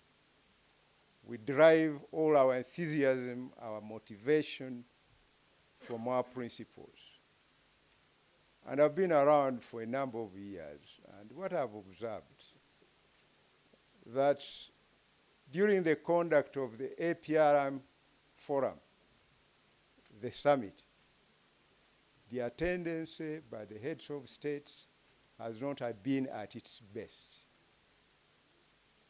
And I'm sure my brother, Ambassador Mboti, will agree with me, it has not been at its best.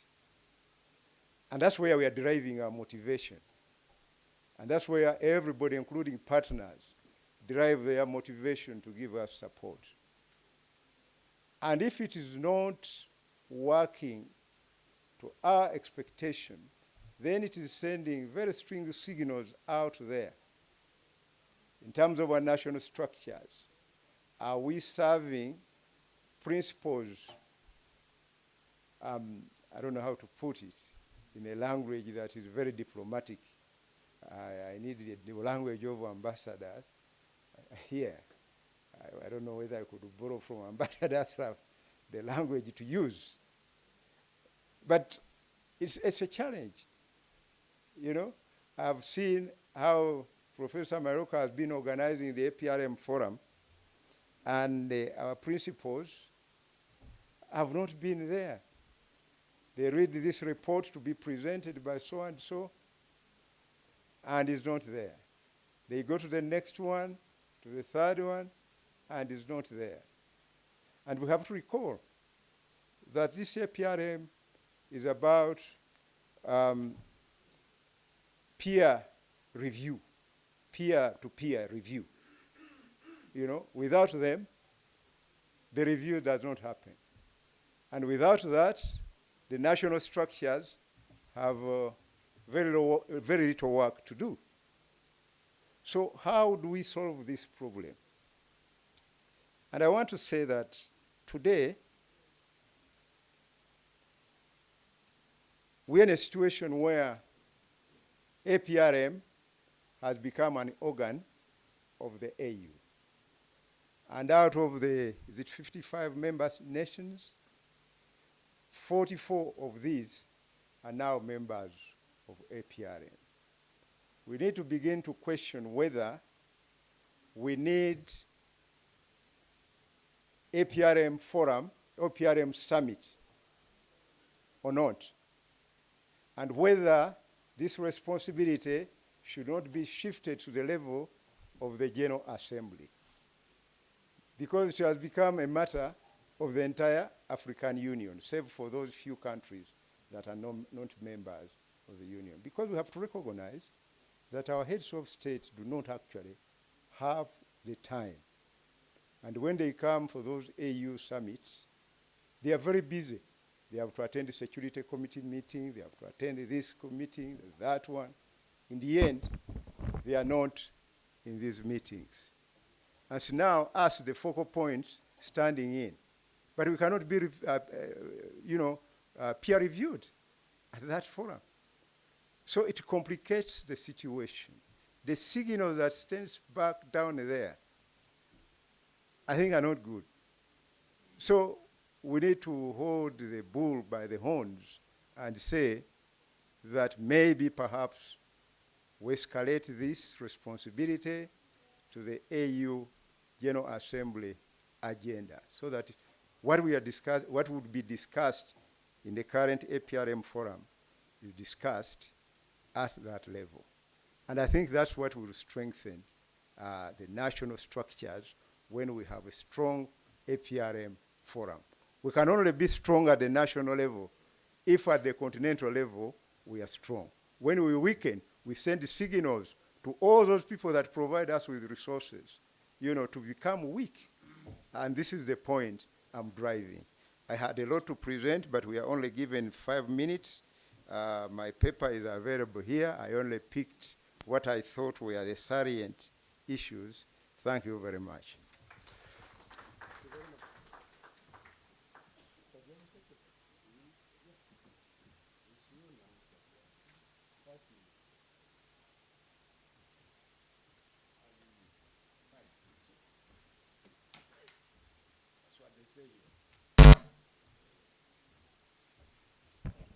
Merci beaucoup, monsieur le modérateur. À peine commencé, il me rappelle que je n'ai que 5 minutes. Donc il me sera difficile de tenir ici un discours structuré. Je vais m'adonner plutôt à quelques réflexions, partager quelques réflexions avec vous sur la base de l'expérience que j'ai eue à vivre pendant un certain nombre d'années dans cette grande famille que constitue le mécanisme. Mesdames et messieurs, tout protocole respecté, je voudrais ici exprimer ma grande satisfaction de me retrouver ce matin devant vous à l'occasion de ce 6e forum méthodologique du MAEP. Mesdames et messieurs, en tant que membre du panel des éminentes personnalités et ayant eu à exercer dans la famille du MAEP un certain nombre de responsabilités avant d'accéder à cette fonction, notamment en qualité de président de commission nationale de gouvernance dans mon pays pendant un certain nombre d'années, et ayant eu le privilège de conduire la mission d'évaluation au plan national, ayant aussi eu le privilège d'avoir participé en tant qu'expert aux missions d'évaluation de plusieurs évaluations parmi les premières générations de pays qui ont eu à se soumettre aux évaluations. Normalement, j'aurais eu beaucoup à dire ce matin si le temps imparti le permettait. Mais je voudrais, avant de commencer, comme beaucoup d'autres l'ont fait avant moi, certainement étant la dernière fois où nous aurons l'occasion de nous exprimer devant notre ami, le professeur Edi Maloka, je voudrais lui exprimer ici toute ma gratitude et toute mon amitié pour les grands services qu'il a eu à rendre à cette maison pendant les années de travail qu'il a eu à mener à la tête du secrétariat. Ayant donc vu cette maison avant le professeur Maloka et pendant qu'il était là, j'ai eu à apprécier personnellement le travail abattu par cet excellent travailleur et ayant amené donc le MAEP au stade où il est aujourd'hui. Et j'exprime en même temps le souhait que cet héritage précieux qu'il est en train de laisser au MAEP soit poursuivi aussi bien par le secrétariat que par la nouvelle directrice qui vient d'être nommée, ainsi que les membres du panel actuel ou futurs qui viendront donc ajouter leur pierre à l'édifice de la construction du grand MAEP. Mesdames et messieurs, s'agissant de la problématique des structures nationales, comme je vous l'ai dit, j'ai un faible par rapport à cette thématique. Les structures nationales, comme vous le savez, constituent l'ossature, l'épine dorsale du fonctionnement même du mécanisme au plan national.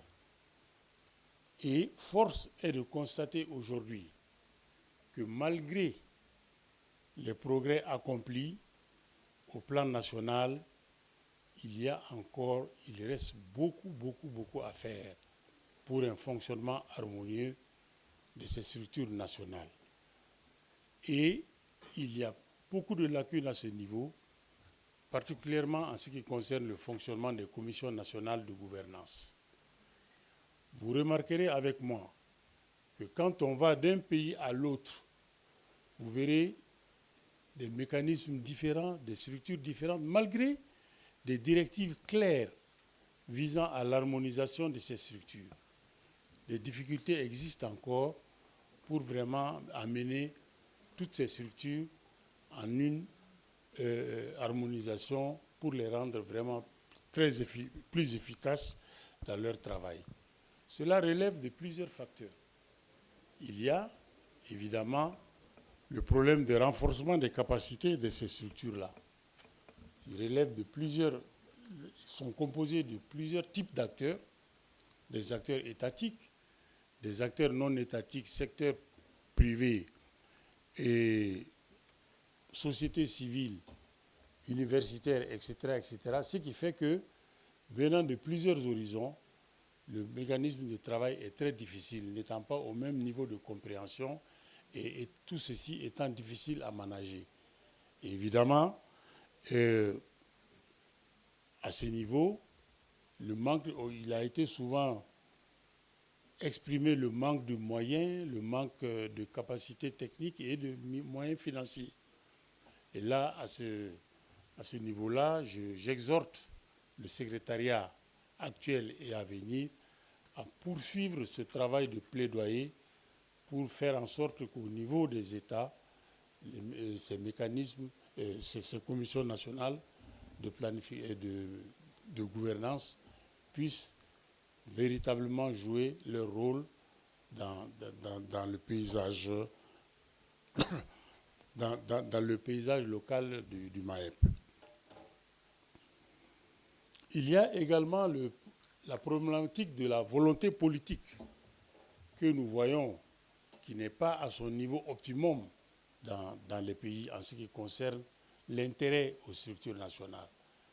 Nous avons dû voir ici, nous avons constaté que pendant les premières générations de l'évaluation dans les différents pays, les chefs d'État eux-mêmes ont très souvent, la plupart des chefs d'État, ont accepté de se prêter volontairement et personnellement à l'exercice d'évaluation lors des missions d'évaluation pays. Et aujourd'hui, qu'est-ce que nous voyons? Il est peu fréquent que les missions arrivent à rencontrer les chefs d'État pendant les missions d'évaluation.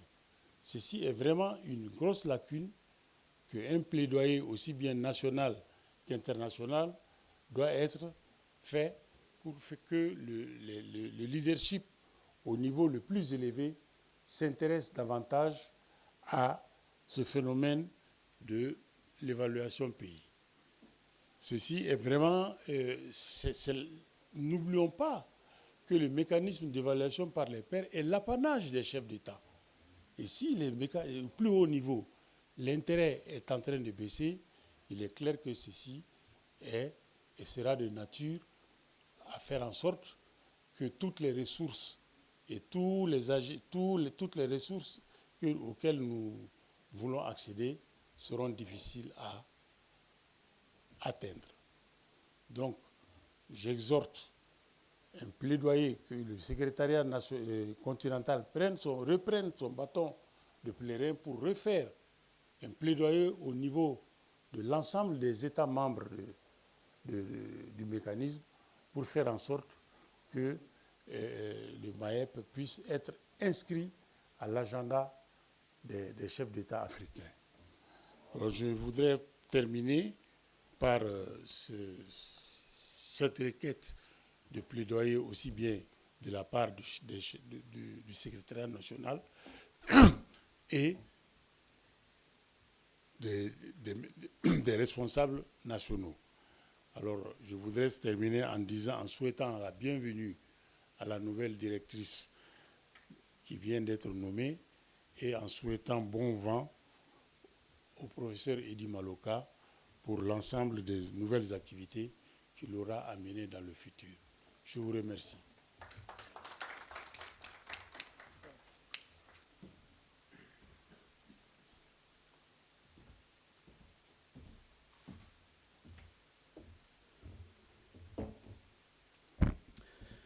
Merci, monsieur le modérateur, mesdames et messieurs, tout protocole observé. Étant donné qu'on a 5 minutes, donc on va limiter les salutations protocolaires. Je remercie effectivement le professeur Edi Maloka, que je viens à peine de connaître, pour son invitation et salue véritablement son leadership et sa capacité de vision. Comme vous le savez, moi je viens du Congo-Brazzaville et nous ne venons que de démarrer. Donc je suis en apprentissage. J'ai été nommé par le président Sassou en septembre 2022 et toute l'année 2023, j'ai eu la chance et le privilège d'aller au Niger et d'avoir été reçu par le président Bazoum et qui nous a présenté effectivement tout le travail qu'ils avaient effectué au Niger, un travail remarquable. Ensuite, j'ai été invité aux Seychelles pour participer à un atelier où là j'ai vu des frères de la Côte d'Ivoire qui nous ont fait une présentation très remarquable.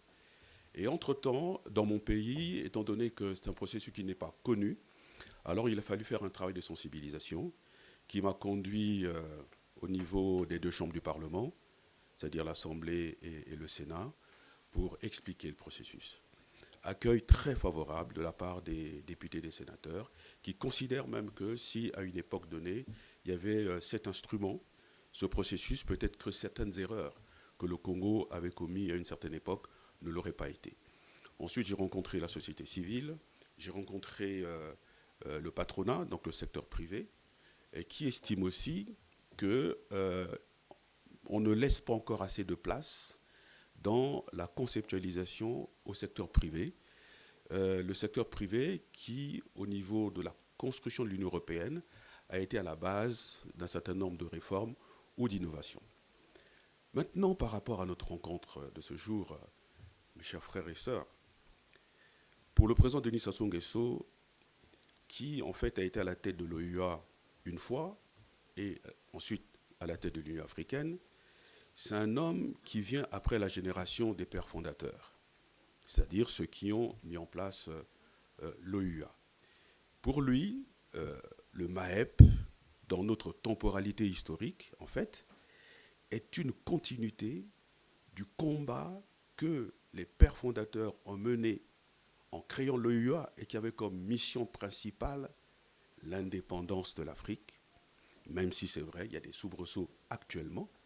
Et donc ce pont temporel nous mène à travers donc le MAEP, le NEPAD, vers le combat pour la souveraineté économique du continent africain, qui aujourd'hui a de grosses difficultés.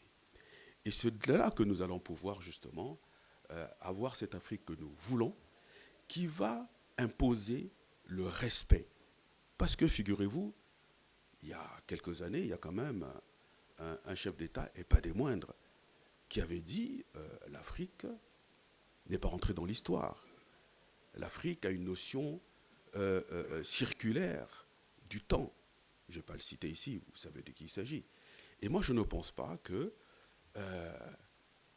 à l'époque où il y avait Nasser, Modibo Keïta, Houphouët-Boigny, Senghor, toutes ces personnes-là, je ne pense pas qu'un chef d'État de ce pays aurait pu tenir ce genre de propos.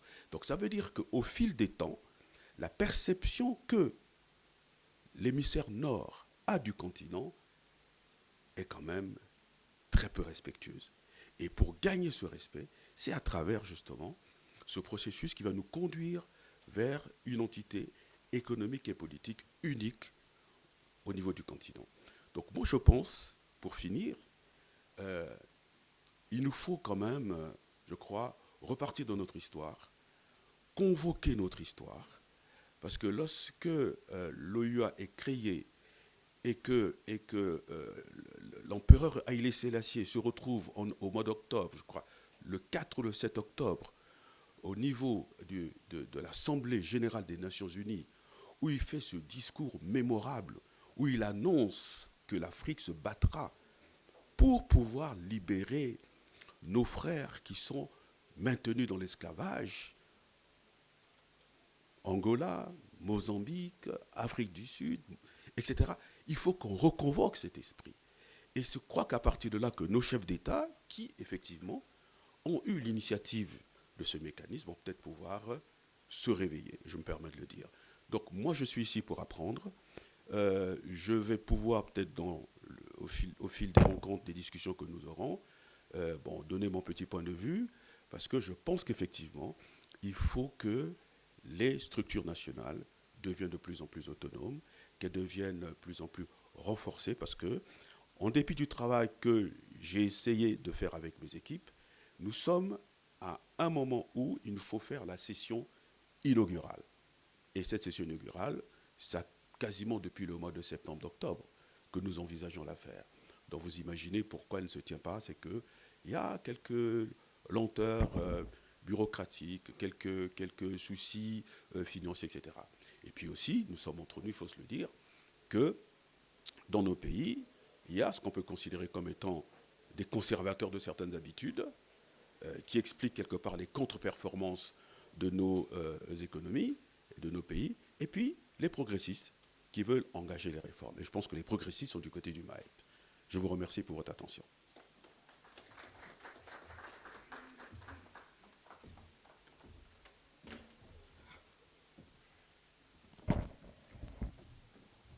Thank you very much, the panelists. The theme is unpacked. No doubt about that one.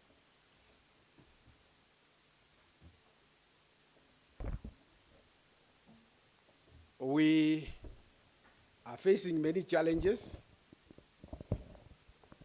but it will be us to welcome those challenges. No one else. Yes, we are not in a good shape as a continent financially. We are all going through physical consolidation. Our national structures are not common. But I think the bottom line here is, do we have the political will to drive the expanded mandate of the APRM or not? I'm posing some of the questions from the panelists. If so, should we continue to consider the APRM voluntary in its nature? If we are to implement the decision of the Assembly towards universal accession, I think the focal point of Uganda was very clear that our leaders, for lack of better words, are not paying attention, serious attention to this APRM. But again, we should thank South Africa for unveiling. Ambassador Msega is here, our expert on the African Union. I'm sure he will give us the way forward. What should we do for our leaders to participate more in the APRM? Now we are integrated. It used to be a voluntary association or one mechanism of member states. A decision on universal accession, the resources, structures, common structures, and all that. What should we do? I think that is the question. And on that note, I close the session because the next session will tell us what we must do and how do we do right. On your behalf, let me thank the panelists for unpacking the theme And I wish you fruitful deliberations. I thank you.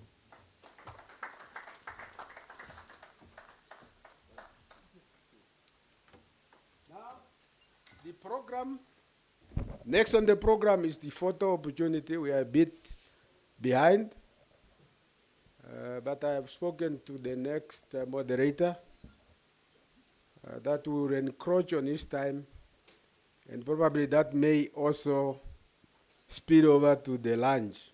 So let's go for a family photo, and then we come back for the next session. Thank you very much.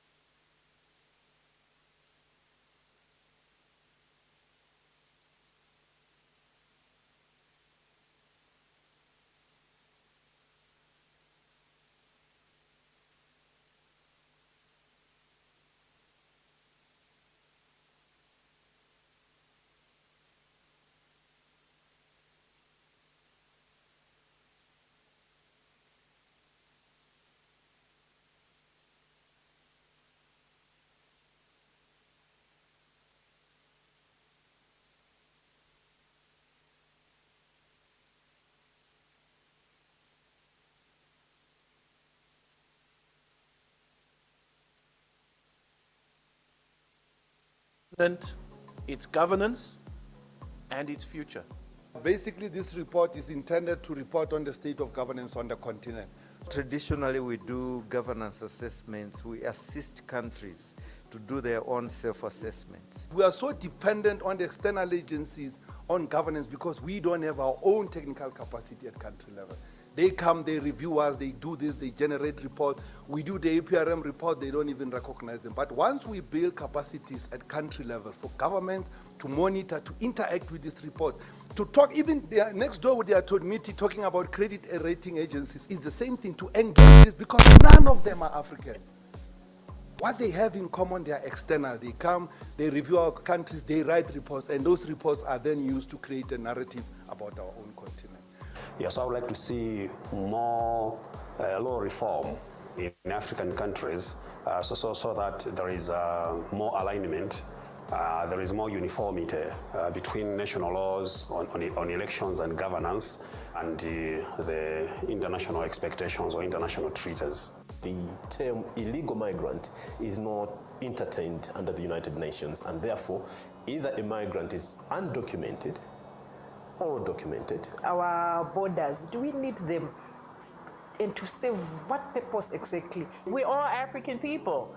And in addition to that, the borders are all artificial. That our societies are diverse, socio-culturally, politically, you name it. Now, how do we manage that diversity so that we hold our nations together to avoid disintegration? We need that bridge between practitioners and academics. Academics are working for better governance and for sustainable development, and practitioners should be working in accordance with what academia is advising. Universities constantly advise policy makers. When governments in those countries articulate policy, they don't articulate policy in the vacuum. No, they articulate policy which is evidence-based. So that's what we want to encourage on our continent. And we want the African people to control their own resources. With internet, you can exchange, but internet is not the real solution. We must meet, we must discuss, we must reflect and exchange good experiences, bad experiences too, and we must build networks between academics and professionals. The first aspect, I think, is that the heads of states must be seen to be consistent in application of policies and principles that they agree to. I think first we have to get elections straight, and that means strengthening our electoral management bodies to be independent in both a financial and administrative sense. I think it's important to do that. Let's not put the elites at the forefront. Put the citizens at the forefront. address the citizens' interests, not personal interests of the elites. Most AMBs is nearly renewal, and the power of renewal is the power of removal. Elections are the source of democracy. We need this type of presentations, giving us updates, filling the information gap, because that is key to research. Our research must be doing with emancipation of Africa. And I think we need that kind of thinking again, that the dictation about African research does not come from outside.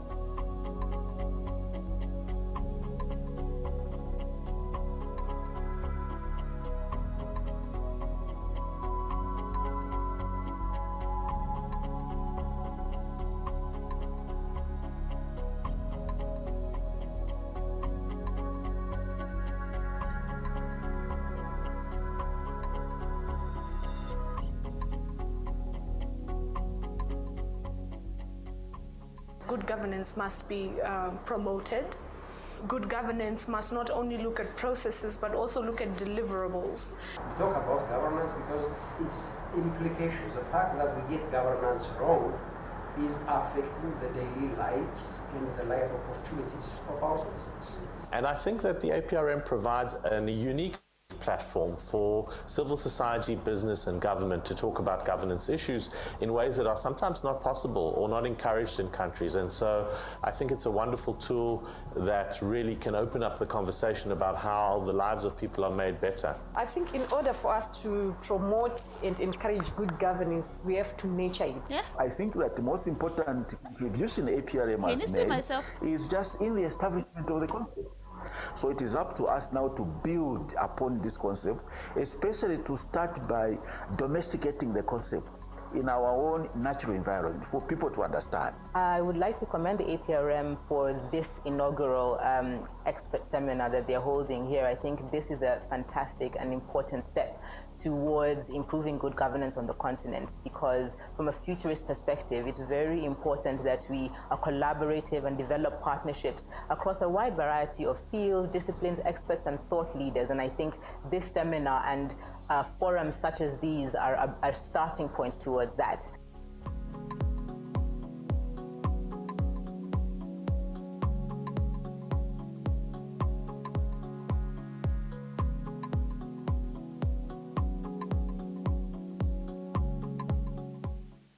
I would now like us to get started with our 31st summit of the APR Forum. This year, the forum comes at a time when the continent is faced with the return of military takeovers of government and an increase in civil conflicts. That was not lost on the APRM's leadership.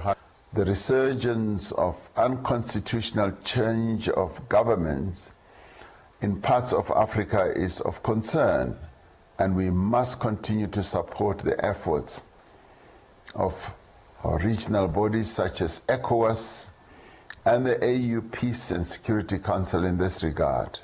We are also sad, as Your Excellencies have noted, to note the increasing regression of some APRM member states into coup d'etats and other arrangements that are not in line with what APRM stands for.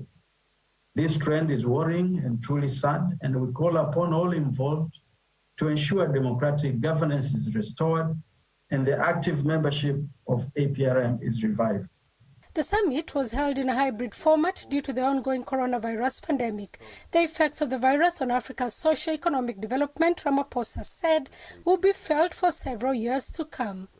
Its impact on our economies has been quite severe. And as Africa, a number of our developmental aspirations have been severely set back as we continue to marshal all our resources towards saving lives and protecting livelihoods. During Friday's forum, Burundi acceded to the APRM, becoming the 42nd member of the mechanism. The heads of state received peer review reports of Nigeria, Namibia, Niger, and South Africa on various issues including governance, youth employment, as well as tackling climate change. Sarah Kimani, SABC News, Kenya.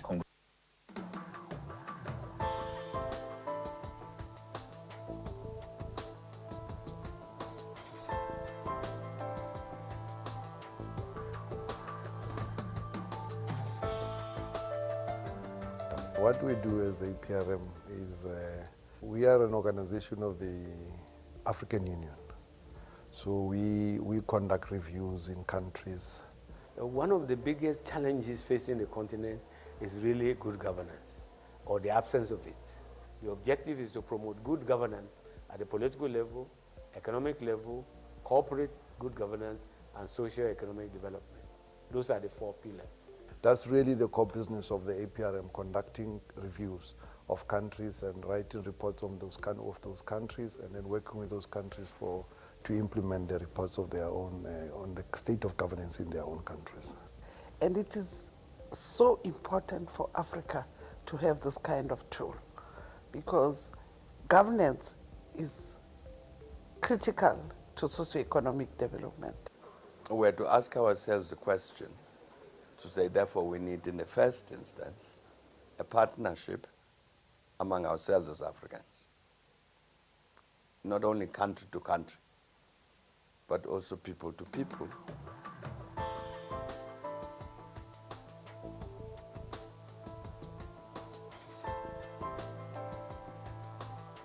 Universities constantly advise policy makers. When governments in those countries articulate policy, they don't articulate policy in the vacuum. No, they articulate policy which is evidence-based.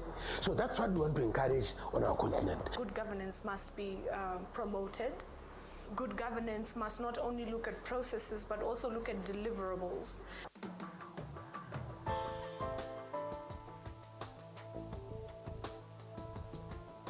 Millions of young people in Africa bear the brunt of poverty, unemployment, and other social ills.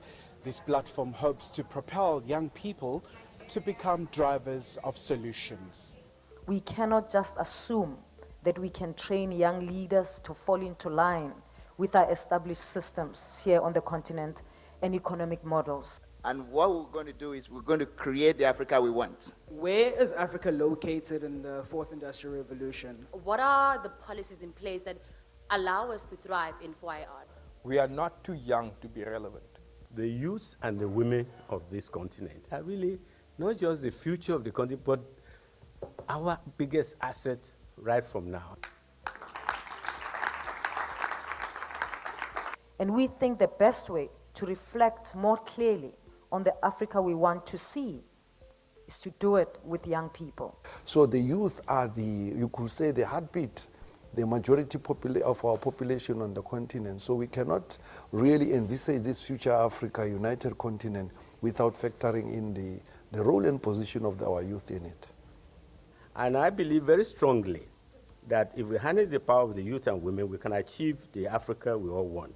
And so as the youth, we must have the courage to stand up and take responsibility and say, here is an issue. Let us figure out a way to solve it, because it lies with us. And I think whether in parliament, whether at the mayor level, at the council level, at the presidency level, at the minister level, young people have to be in every single key position of leadership. And I think that the APRM provides a unique platform for civil society, business and government to talk about governance issues in ways that are sometimes not possible or not encouraged in countries. And so I think it's a wonderful tool that really can open up the conversation about how the lives of people are made better. The African peer review system should not be treated as incidental, that you do everything else, and when you've done whatever, in your spare time, you say, well, what about the African peer review? I think it has to be integral. It has to be integral to everything that we do every day. Now, we have made tremendous progress. Now, what do we need to do? We need to do more of the good things that we have done. And we need to make sure that when these good things are done, they are done for a purpose. And what is the purpose? To make Africa a continent that will be regarded as one that is making life better for all its people.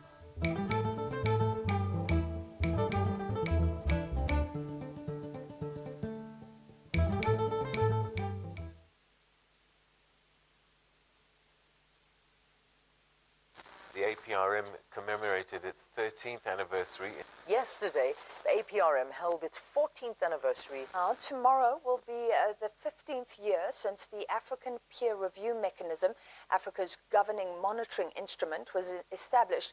This year marks the 20th anniversary of the African Peer Review Mechanism, launched in 2003. Starting with the mere 6 member states in 2003, the African Peer Review Mechanism has skyrocketed to a remarkable 43 member states today.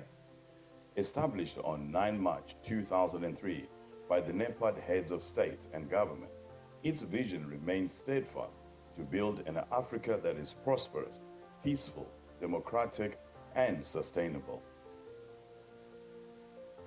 In the past, they used to tell us, do this, do it this way. This time, we want to say, this is our program, and that was what happened.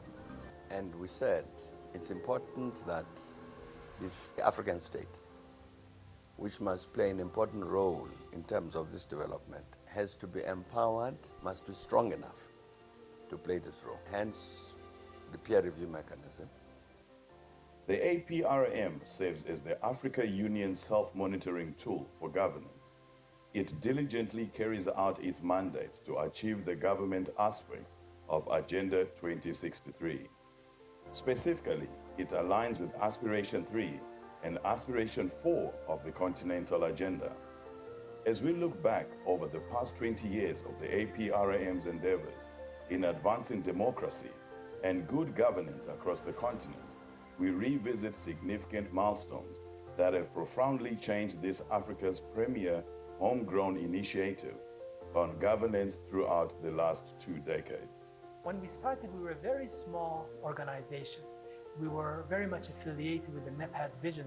And then I've seen the organization grow. By the time we joined it, everybody was enthusiastic to see what this new breed is, what it's going to achieve. And up to now, from 10 countries, now we are 43. The APRM process is an unprecedented initiative. It is a unique apparatus that we created voluntarily.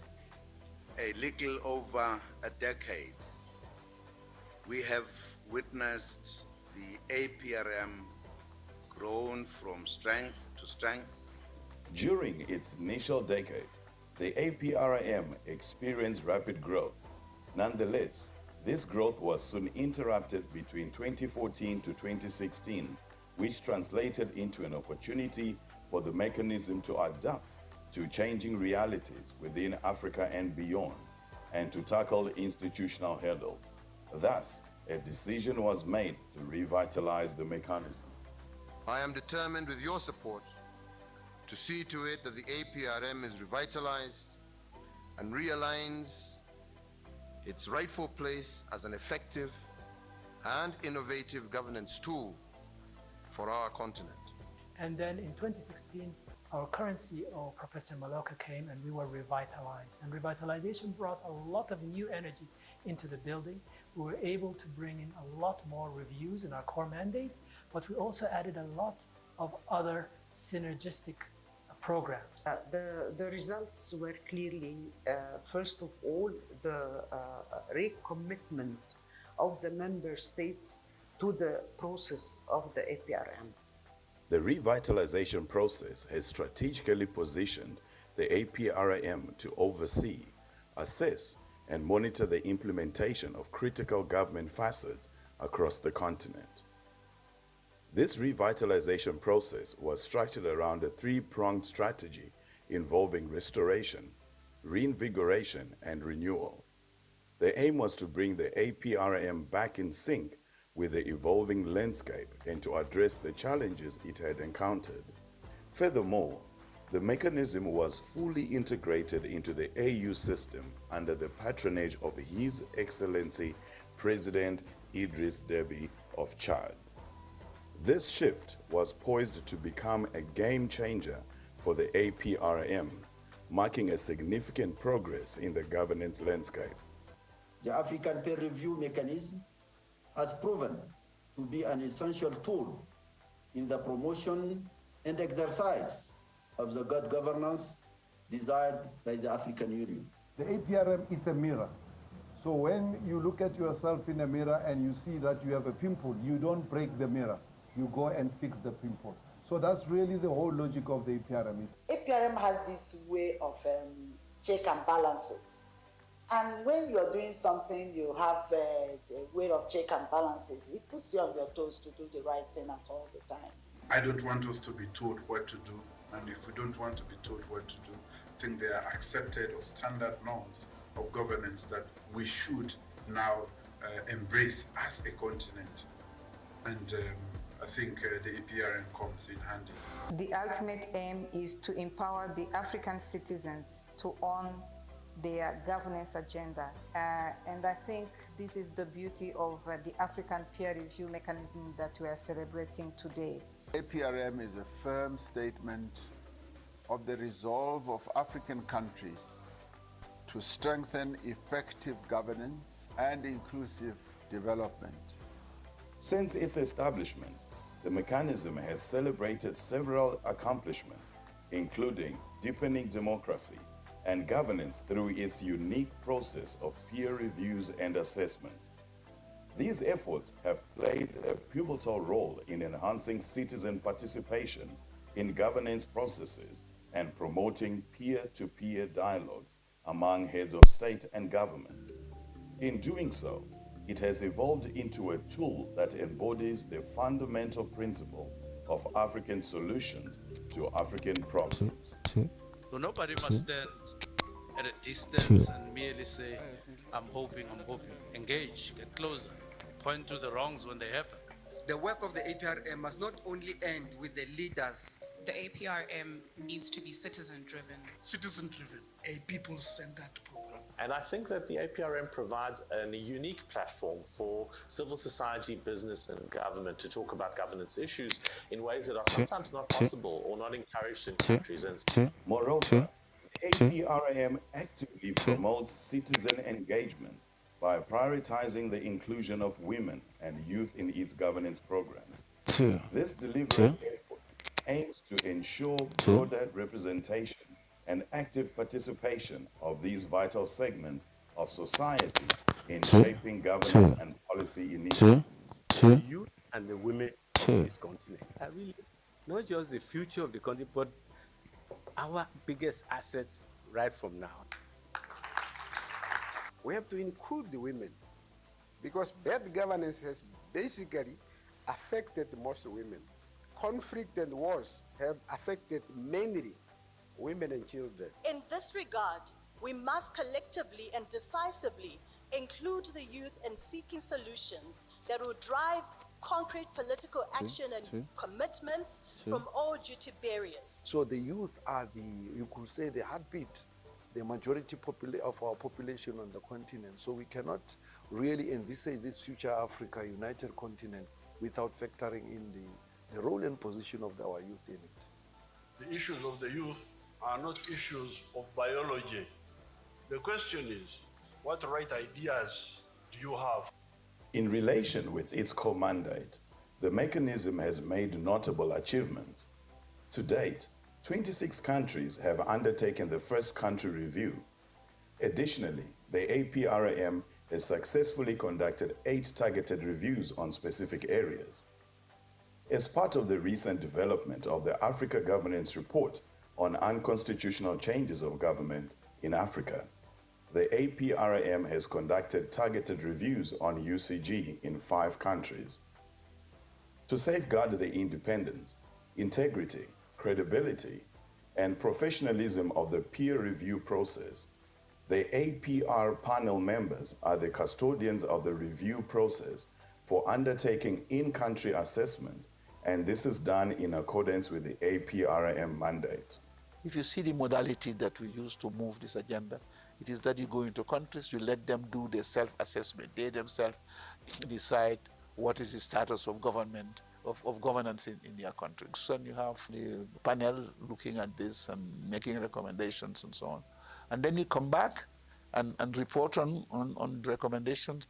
These initiatives underscore the mechanism's dedication to conducting comprehensive assessments and evaluations across diverse governance domains. 20 years for any institutions, quite a lot. And during this time, I think we have achieved a lot. First, we have made this initiative acceptable to the majority of African people. If you say to me, what have we achieved over the last 20 years? Of course, the very fact that the African leaders have been able to create a body that you don't find anywhere in the world. For me, I think it's an achievement. Of the 55 AU member states, more than 2/3 have already acceded to the APRM. This is a wonderful achievement. Let's bring some breath of fresh air into the APRM and let's move it to that level where it will become a relevant part of the governance mechanisms, good governance mechanisms we have. 20 ans, c'est l'âge adulte, l'âge de la responsabilité. Nous devons être tous aux côtés du MAEP et je veux dire joyeux anniversaire. Et j'espère que ensemble nous allons continuer les années futures, 20 ans, 40 ans, 60 ans. Les hommes disparaissent, c'est vrai, mais les institutions restent. APRM has been one of the best tools being created in the African Union, and I want to say thank you to all the staff, all the head of states, all the people who have contributed in one way or the other to making sure that APRM becomes successful in 20 years. A happy 20th anniversary of the APRM.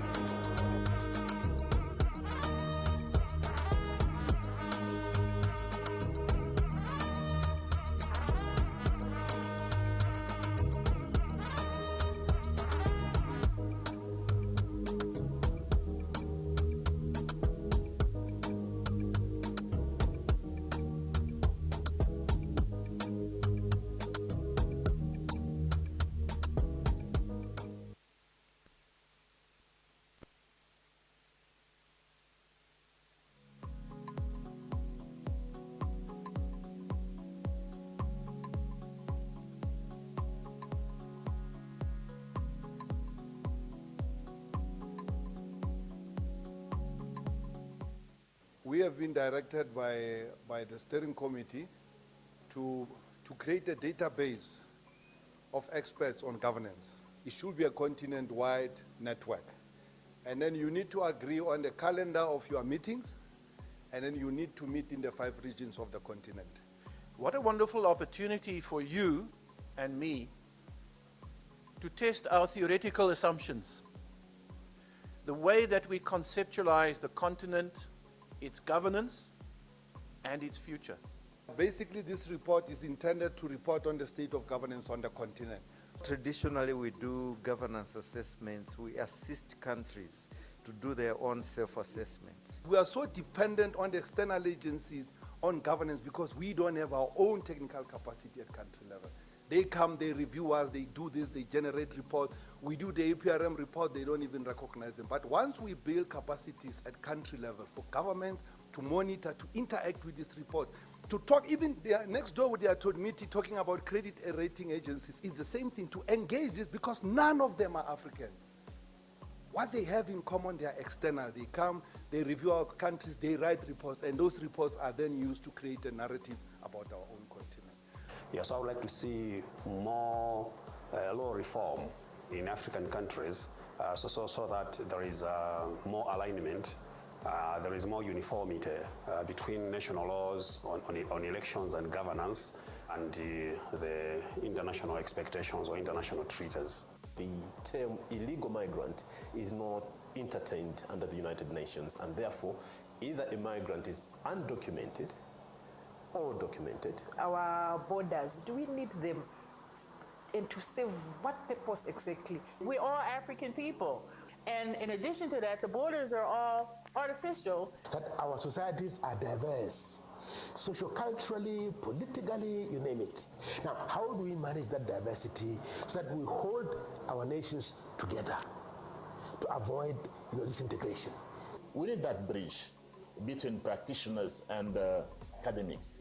Academics are working for better governance and for sustainable development, and practitioners should be working in accordance with what academia is advising. Universities constantly advise policy makers. When governments in those countries articulate policy, they don't articulate policy in the vacuum. No, they articulate policy which is evidence-based.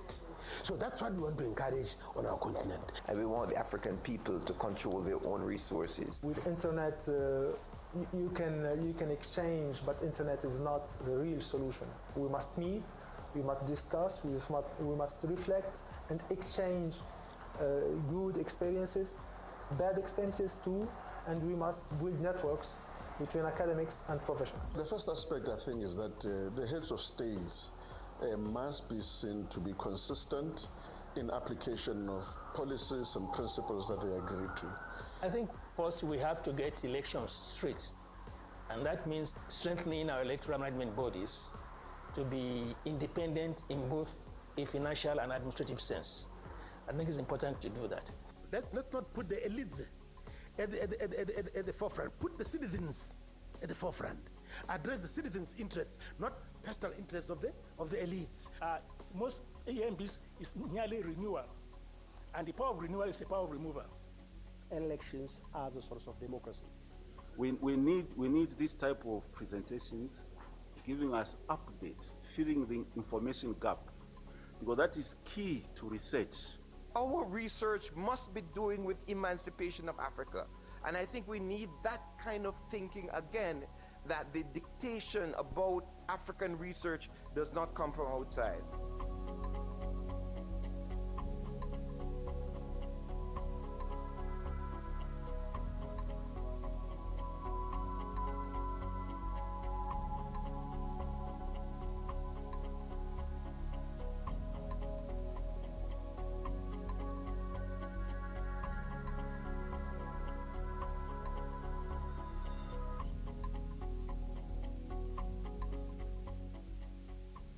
Good governance must be promoted. Good governance must not only look at processes, but also look at deliverables. We talk about governance because its implications, the fact that we get governance wrong, is affecting the daily lives and the life opportunities of our citizens. And I think that the APRM provides a unique platform for civil society, business and government to talk about governance issues in ways that are sometimes not possible or not encouraged in countries. And so I think it's a wonderful tool that really can open up the conversation about how the lives of people are made better. I think in order for us to promote and encourage good governance, we have to nurture it. I think that the most important contribution APRM has made is just in the establishment of the concept. So it is up to Ladies us and now gentlemen, we are going to start.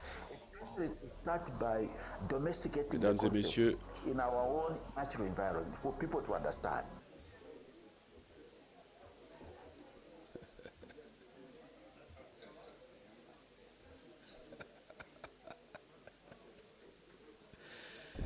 Mesdames et messieurs,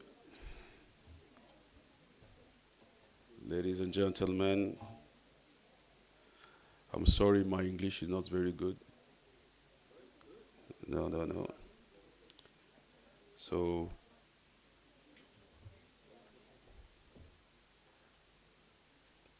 après donc notre première partie du forum, très belle partie avec de très belles allocutions.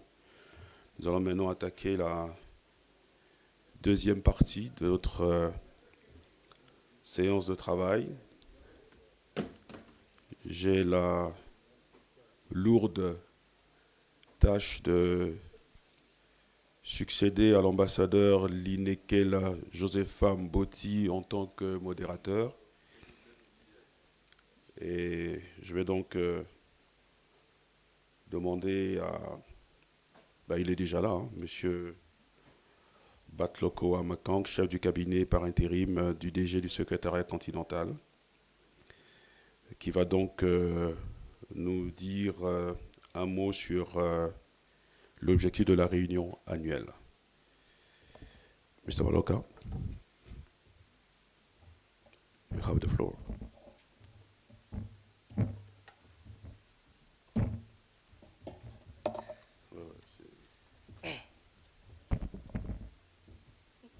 Thank you very much, Your Excellency, our moderator, for this very important session on the objectives of our retreat. And before I start, allow me to convey a message from His Excellency Professor Dimaloka. He had to step out to go home because he received the sad news that of the untimely passing away of his mother-in-law today in the morning, the mother-in-law. So he had to go home, but he will come back to join us late in the afternoon. So, Your Excellencies, you will recall that in terms of Article 10(1)(a) of the APRM statute, which was adopted by the Committee of Focal Points and our Forum of Heads of State and Government, and ultimately endorsed by our Assembly of Heads of State and Government in February 2022. Article 10(1)(a) provides for the following continental structures of the APRM: the APRM Forum of Heads of State and Government, the Committee of Focal Points, the Panel of Eminent Persons, and 4, the APRM Continental Secretariat, and 5th, the Continental Consultative Committee of National Governing Councils, and 6th, the National Secretariat's Coordinating Committee. So, Your Excellencies, the statute, when it was adopted, the forum, the focal points were, and the panel of eminent persons, and of course, the Secretariat were very much operational and active, and their legal instruments were adopted by the Assembly. But thereafter, we had to develop the legal instruments of the other continental structures, which is the Continental Consultative Committee of NGCs and the National Secretariat's Coordinating Committee.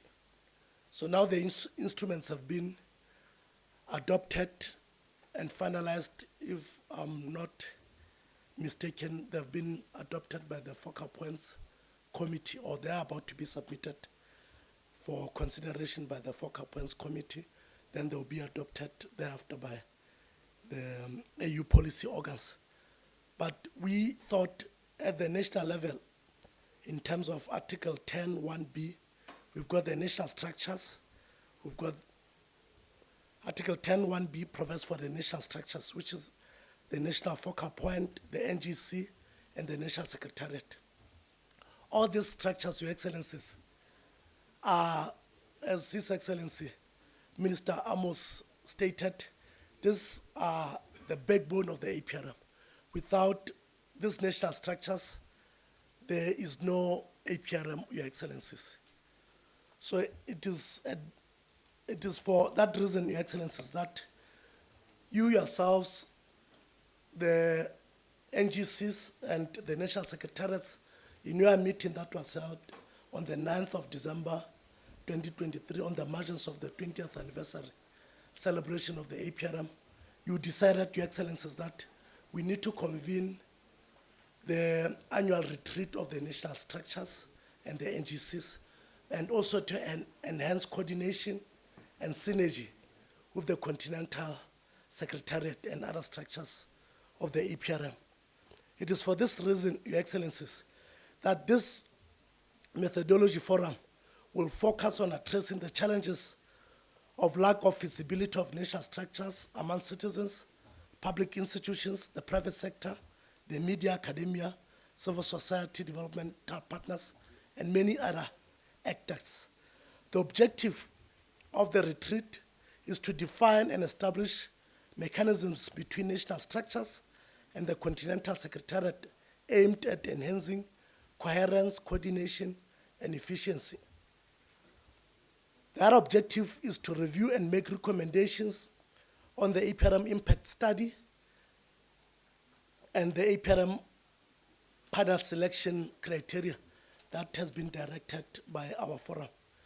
The last one, Your Excellencies, is to generate recommendations on that would be incorporated on the development of the APRM Strategic Plan 2025-2028 that would be based on the 10-year implementation plan of Agenda 2063, the AU-wide strategic plan, amongst others, Your Excellencies.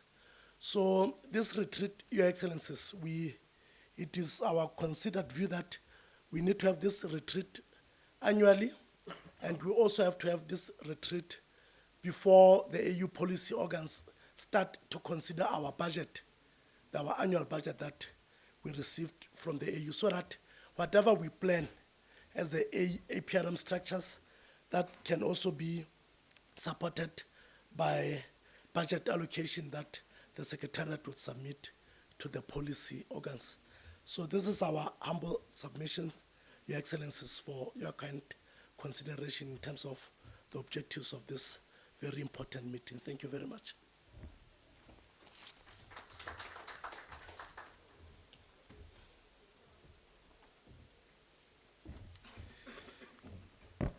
Bravo pour cette présentation succincte mais très complète où il a planté le décor en rappelant les structures qui assurent la gouvernance en fait, du mécanisme africain d'évaluation par les pairs, tant au niveau continental qu'au niveau national, les innovations à partir des instructions juridiques, en rappelant bien entendu un certain nombre de dispositions juridiques décidées au niveau de l'Union africaine, et puis en spécifiant, et ça c'est quelque chose dont on a évoqué déjà dans la première partie, c'est cette volonté de définir en quelque sorte les besoins, les desiderata du secrétariat continental à soumettre à la structure de décision politique supérieure qui est l'Union africaine.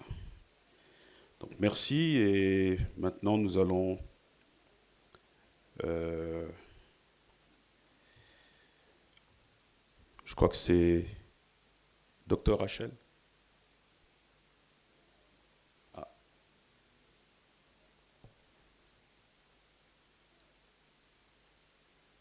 Il y a un intérimaire qui va donc nous faire une présentation sur les structures continentales et nationales du MAEP et leur rôle dans le processus d'évaluation. À vous le micro.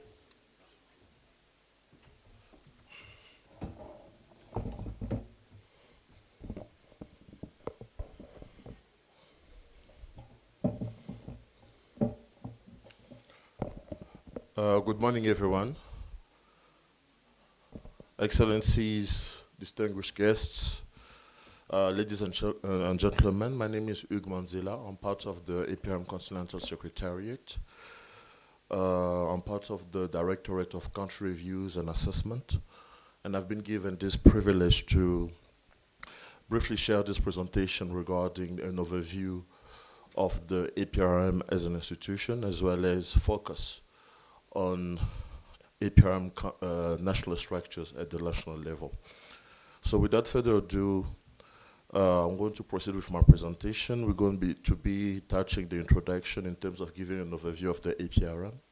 For many, it's going to be a refresher course, but I'm sure that there are stakeholders or participants that definitely will see value to understand better what the APRM is about.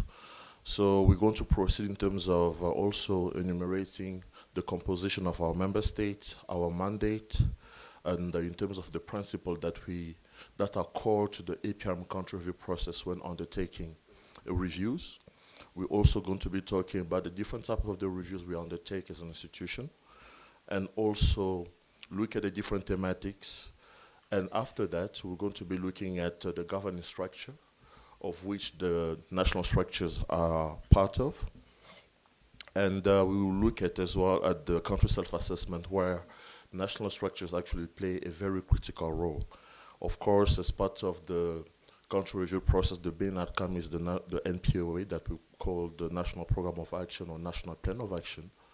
And we're also going to try to see how a pivotal role that national structures play on that. And we'll conclude with certain challenges we believe that should be improved in terms of the delivery of their mandates at national level.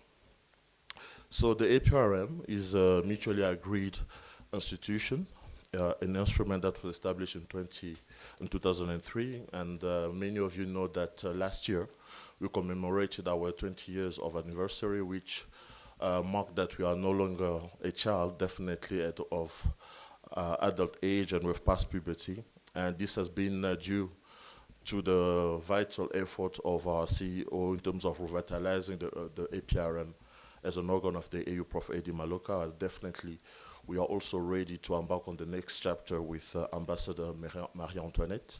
So the APRM has been conceptualized as an instrument for self-assessment, peer review, in terms of peer review learning as well, and is voluntarily acceded. In terms of how we describe ourselves, many times we've been described as Africa's unique, innovative approach.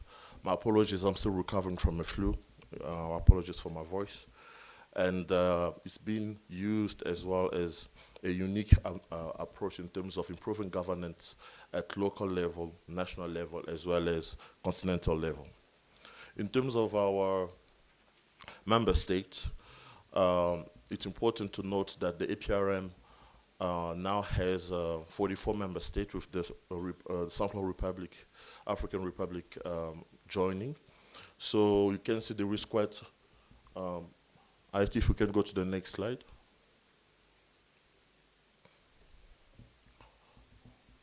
Yes, thank you so much. There is quite a representation in terms of the different regions of the continent, whereby we have, for example, in North Africa, we have Egypt, Mauritania, Tunisia. If you go to West Africa, we have Ghana, Nigeria, among others. When you go to East Africa, we have Tanzania, Rwanda, Burundi, Comoros. You go to Central Africa, you'll see, for example, the DRC, the Republic of Cameroon, Sao Tome and Principe as well, just to name a few.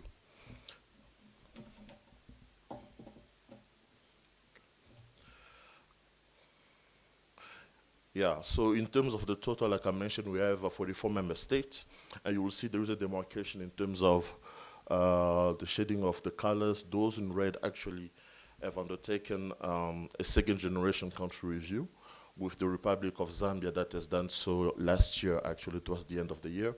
We also have those in blue have conducted the first reviews, and 5 countries have conducted the targeted reviews.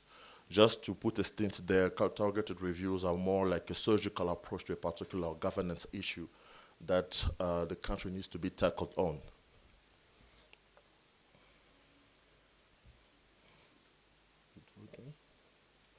Okay.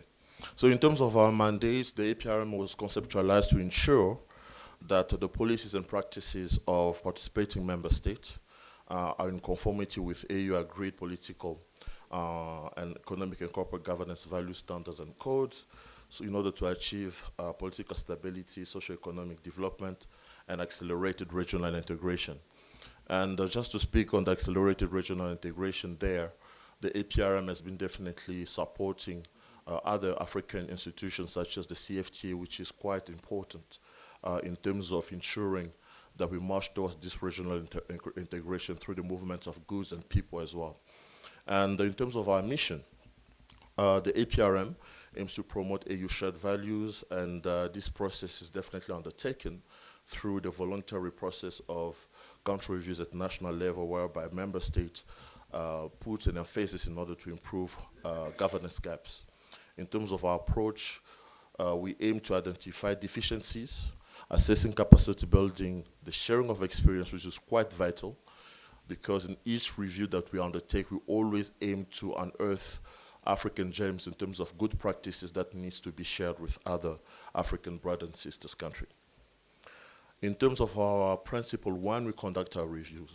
Our reviews are actually whether the type of the review, whether it's a global review, a comprehensive one, or a targeted reviews, these 4 key principles are always part of our activity and how we conduct our consultation. So the country review processes to be, there must be a political commitment and a national ownership, whereby it's very central for the effectiveness of the evaluation process that all layers of the country does participate in the process, and it has to be credible.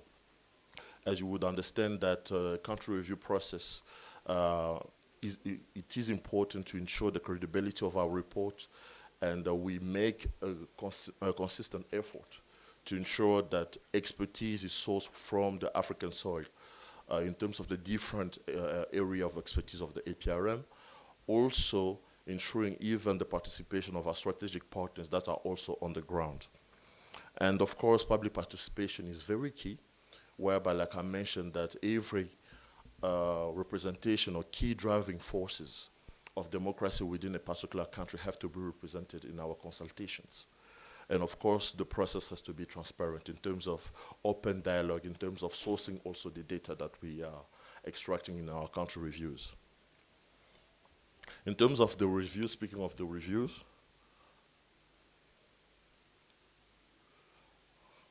oh, apologies.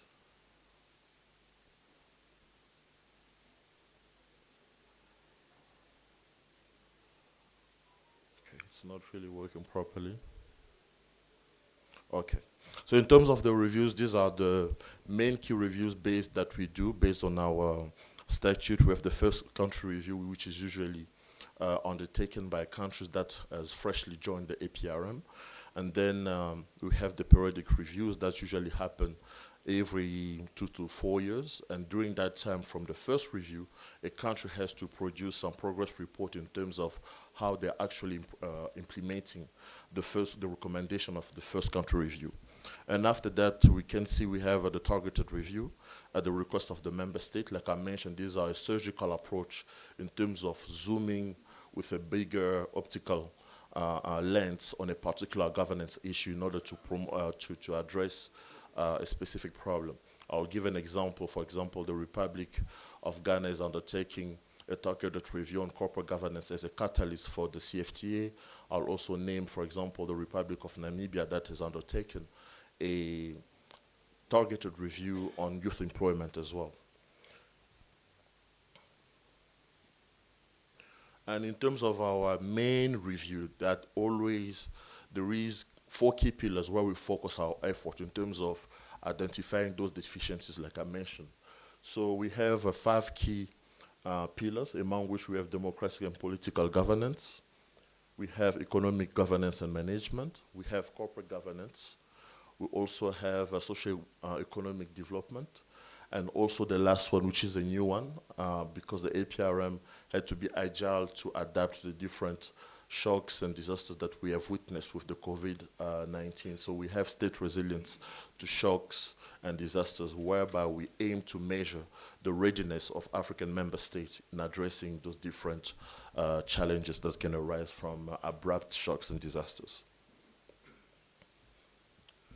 Now, in terms of our governance architecture, it's important, let me go back a bit.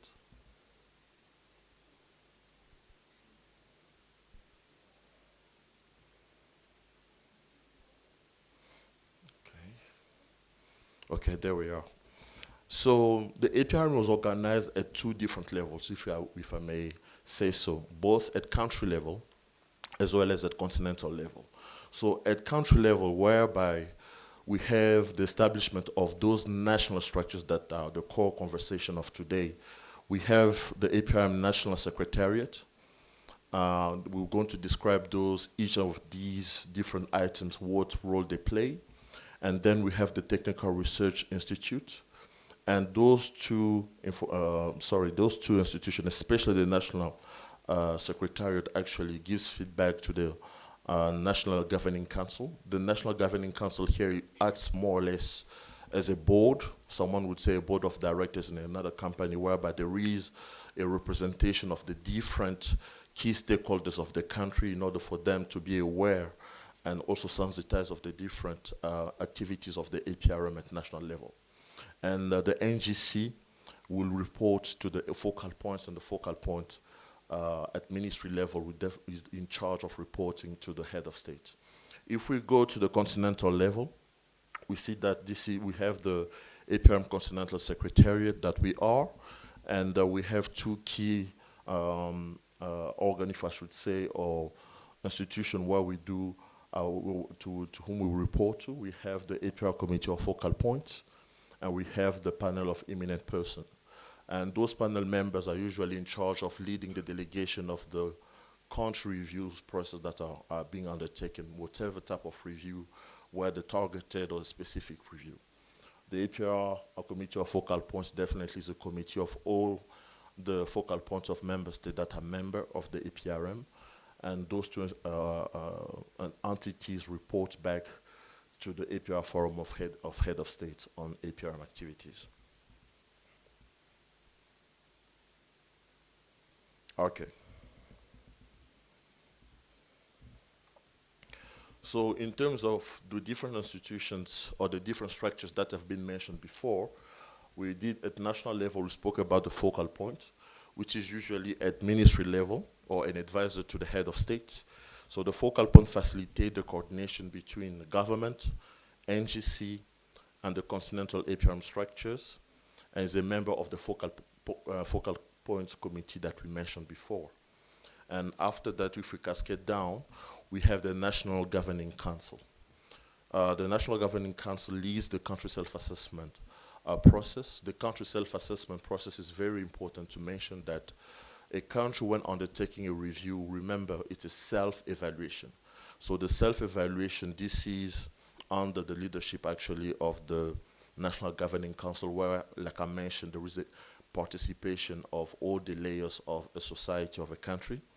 And the body should be inclusive and representative of different stakeholders, like I mentioned, whether civil society, private sector, and produces the country self-assessment report of a country looking itself in the mirror across the 5 key thematic areas that I mentioned in terms of undertaking its self-country review process before actually the APRM Continental Secretariat team actually arrives in the country.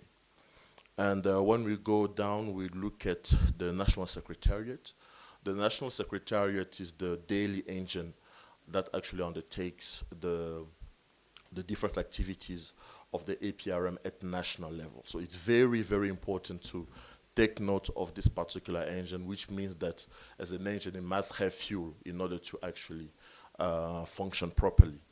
And its aim is to conduct, to provide technical and administrative secretariat support to the NGC, and it also assists further those two institutions in terms of the operations as well, and it lies with the NGC and the Continental Secretariat in terms of the different activities that are supposed to be undertaken in the country. And the National Secretariat as well works in tandem with the Technical Research Institute. Just a bracket there. The Technical Research Institute, of course, are those institutions within a country in terms of, could be think tanks, could be universities that would actually undertake the country's self-assessment process. Speaking of the country self-assessment process,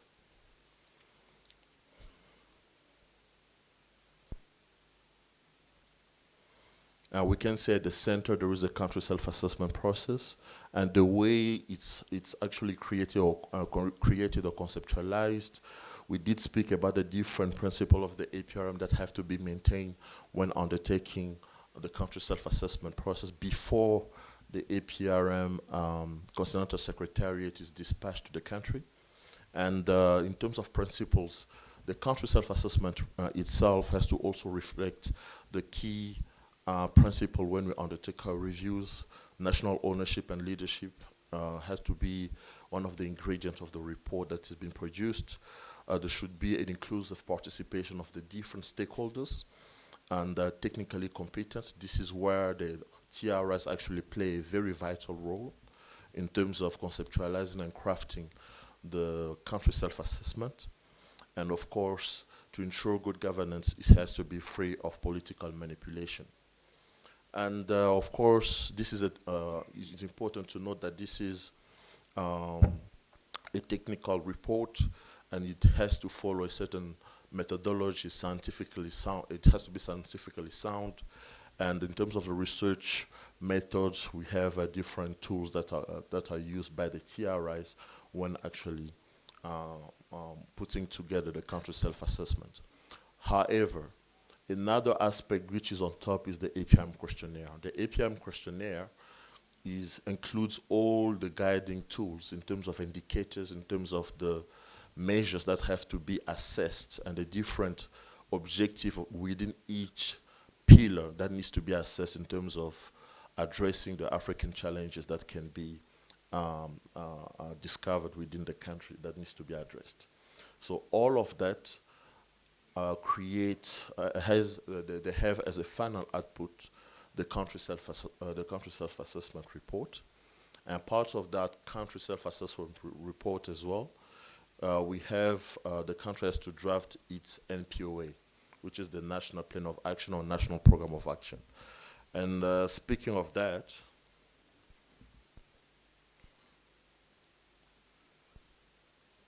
apologies.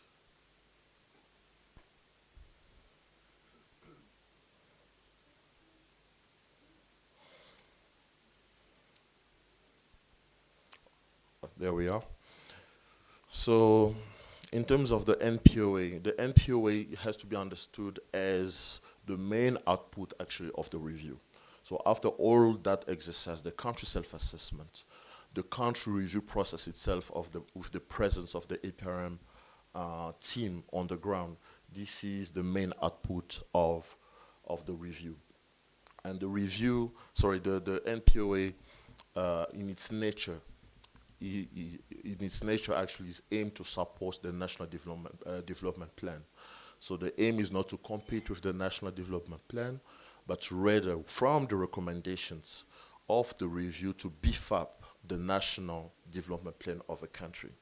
So definitely in that NPOA, there is also other aspects that are enumerated, such as the budgetary commitment in order to ensure implementation, the different stakeholders that need to participate in the implementation of the recommendations, and of course is building on the existing national development plan, like I mentioned.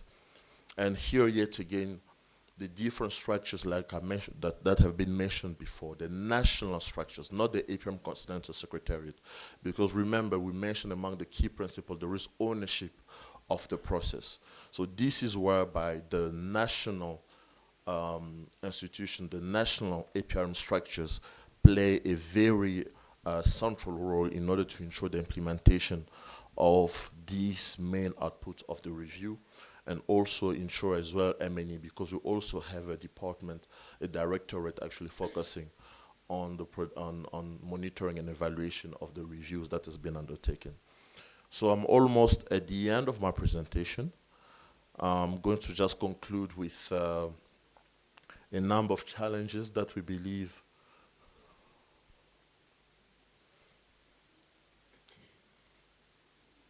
Can you help?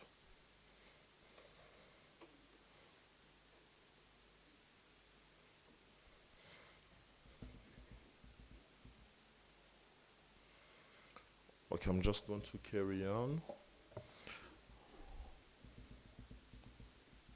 Let's just give a moment to our IT colleagues, maybe to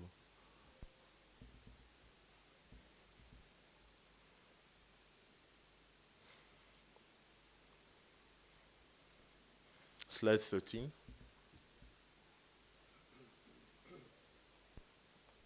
Yes, we're going to finish up by mentioning a number of key challenges which we believe once addressed will definitely fuel up the national structures to be much more effective, and in terms of their efficacy as well as their efficiency. Something that was actually mentioned by I think one of the panel member His Excellency Ousmane Diallo mentioned the lack of uniformity, even though we have certain standards in terms of the statute where those different institutions has to be housed. So there is a bit of a lack of uniformity in terms of the location of the focal points. Of course, there are different reasons behind that as well, because one is to take into consideration the realities and the dynamics of the country on the ground. But in many instances, you'll see maybe the focal point which is housing the APRM could be the Minister of Finance and Planning, could be the Ministry of Public Administration and Presidency. So there is this lack of conformity, if I should say, apologies. So because of that, so in terms of the dedication of these different ministries and how they prioritize actually APRM activities vary greatly within different member states. One key aspect as well where a member state should reinforce national structures in order to improve their efficacy is definitely the lack of human and financial resources, which is not always evident in many countries. So certain countries have actually included the national structures as part of the national budget voted yearly, but other countries actually haven't done so. So which also creates a certain challenge in terms of the efficacy of these national structures, both on the side of human and financial resources. And we also noticed in terms of low prioritization of the national structure post-review. So the resources are done, the government has a certain agenda in order to actually conduct the review, but once the review has been undertaken, and once a country actually has been peer-reviewed, usually there is if I should say, a reduction in terms of the steam that was before, in terms of ensuring that the national structures, whether the National Secretariat, the NGC, have the necessary tools in terms of implementation. And another aspect that needs to be reinforced, we believe that within these particular institutions, the National Secretariat as well as the NGC, there is a need for improved internal strategic and work plan in terms of activities. So that is something important that needs to be improved at national level, whereby different institutions, NGC or the National Secretariat, must have a roadmap in terms of their activities, must have a number of a commitment in terms of human and financial commitment to undertake the different activities of the APRM at national level in terms of implementation of the recommendation of the review.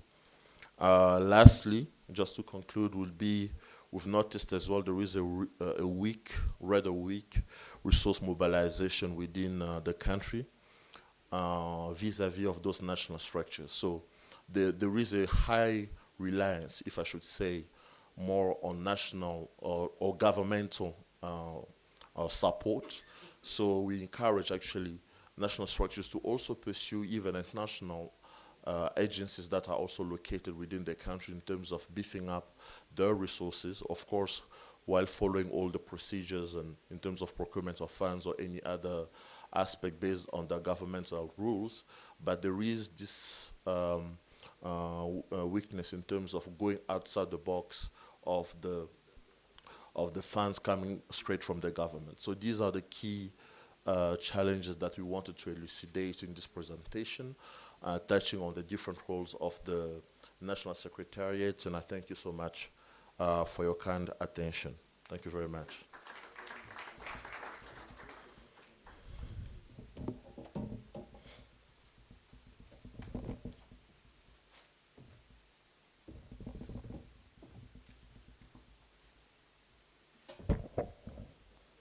Très bien, Monsieur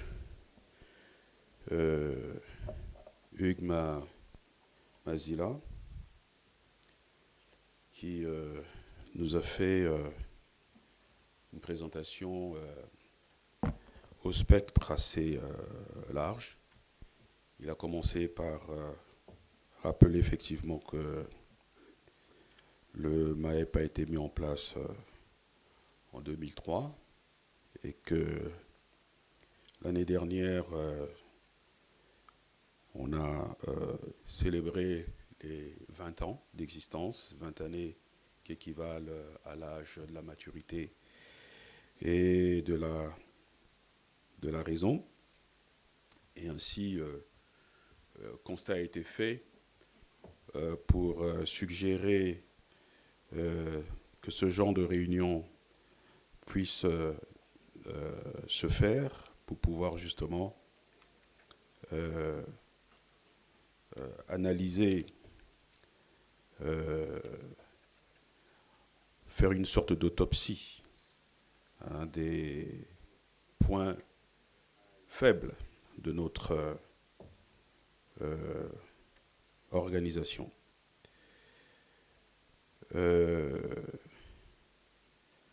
Effectivement, il a fait remarquer que c'était une approche unique et innovante de l'Afrique. Et en rappelant que 44 États avaient adhéré au processus, 5 avaient déjà réussi à faire une évaluation de la deuxième génération. Il faut donc les féliciter, à rappeler le vecteur central de l'intégration du continent, qui est donc la ZLECAf, processus très ambitieux. Il a rappelé aussi le type d'évaluation que le MAEP est capable de faire, a insisté aussi sur la crédibilité des travaux. Crédibilité des travaux, donc, qui est liée à la qualité de l'expertise qui souvent rédige ces travaux en fonction des cinq thématiques qu'il a bien entendu rappeler aussi. Il est revenu sur l'articulation de la gouvernance du mécanisme africain d'évaluation par les pairs et a fait une présentation du cheminement des travaux d'évaluation que l'on doit faire dans un processus d'évaluation. Comment est-ce que ce processus doit réunir toutes les forces vives, les forces actives donc d'une nation, et comment est-ce que les travaux peuvent aboutir à la rédaction d'un rapport national d'auto-évaluation, et qu'il était important qu'il y ait une participation de toutes les forces vives du pays, comme je l'ai indiqué. Et fait très important aussi, j'ai noté que à la fin du rapport, il y a un plan national d'action. Et ce plan national d'action sert de base, si j'ose dire, ou alimente le plan national du développement. Ça, c'est très important parce que souvent, pour avoir passé 15 ans au gouvernement, je peux vous dire que les plans nationaux de développement, on en a fait à tour de rôle. Et souvent, on liste 300 projets et puis, in fine, on se rend compte qu'on n'en réalise même pas le tiers et parfois même la mobilisation des ressources financières pose problème.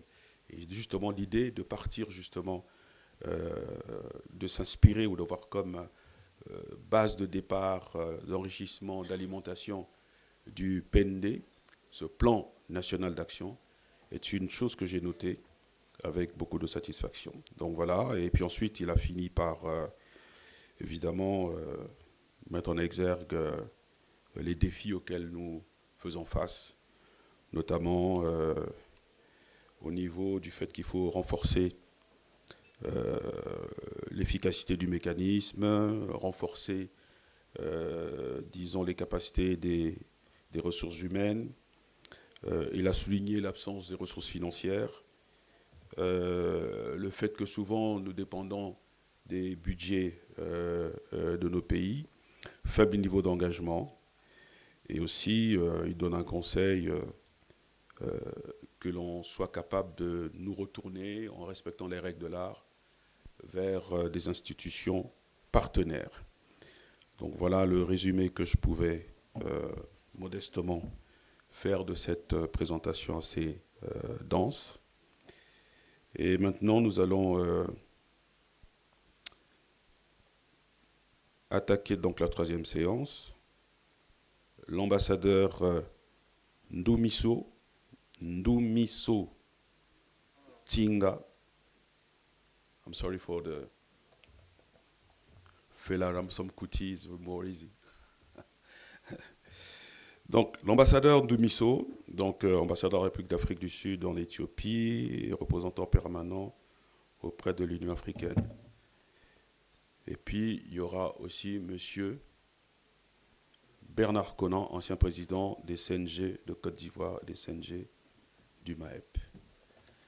Please, sir, you can come here. You start first. I'm sorry for the name. Okay, you start first, and Mr. Connor will follow. Okay, thank you. Thank you. Thank you, Chairperson. Let me help those who don't know how to pronounce my name. Yes, please. The first name is Ndumiso. Ndumiso. That is to praise. Yes. And the last name is Njinga. That is the title. Okay. So it will be easier to remember, right? Yes, thank you. Thank you very much, Chairperson. When Professor Maluka asked me to do this, I was hesitant because I was saying, you know, most of the people who will be in that room know what I'm going to be talking about. And his view was that perhaps we need to remind each other where we're coming from when we're looking at the current difficulties, so that we remember that we had more serious difficulties than these before. I recall when Professor Maluka was appointed in 2016 as the Continental, the head of the CEO of the Continental Secretariat. If my memory serves me well, Kenya was the chair of APRM then. And we attended quite a few meetings when Kenya was chairing. Kenya was really, really, honestly, their head of state, the President Kenyatta, was really concerned about APRM because he thought that if there are no serious interventions, it was going to just dismantle and collapse. I'm trying to give you the picture of how things were. And I'm not exaggerating when I say APRM was on its knees then. It was just ready to collapse. And I always say that we must say thanks to the vision of President Kenyatta, who said something has to be done, and he came with serious interventions. At that time, APRM survived on voluntary contributions. Started with $100,000 per annum per member, and we ended up at $200,000 per annum per member. We then had, I think this is quite important for now, what we call, we then had an interesting period in that Professor Maluka made it his business to target member states, saying to member states that this is not sustainable.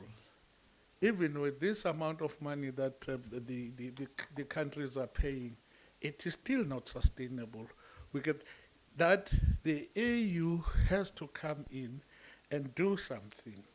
And you recall that the idea of setting up the the APRM, one of the things that were critical in setting up the APRM was the autonomy of APRM, so that it can do its work without the political intervention from whatever member states.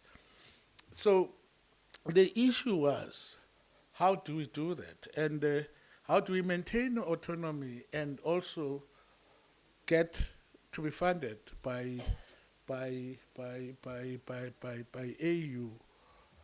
But when you looked at the importance of APRM, few of us member states, I think Nigeria was also part of that. I think Egypt was part of that discussion and all that.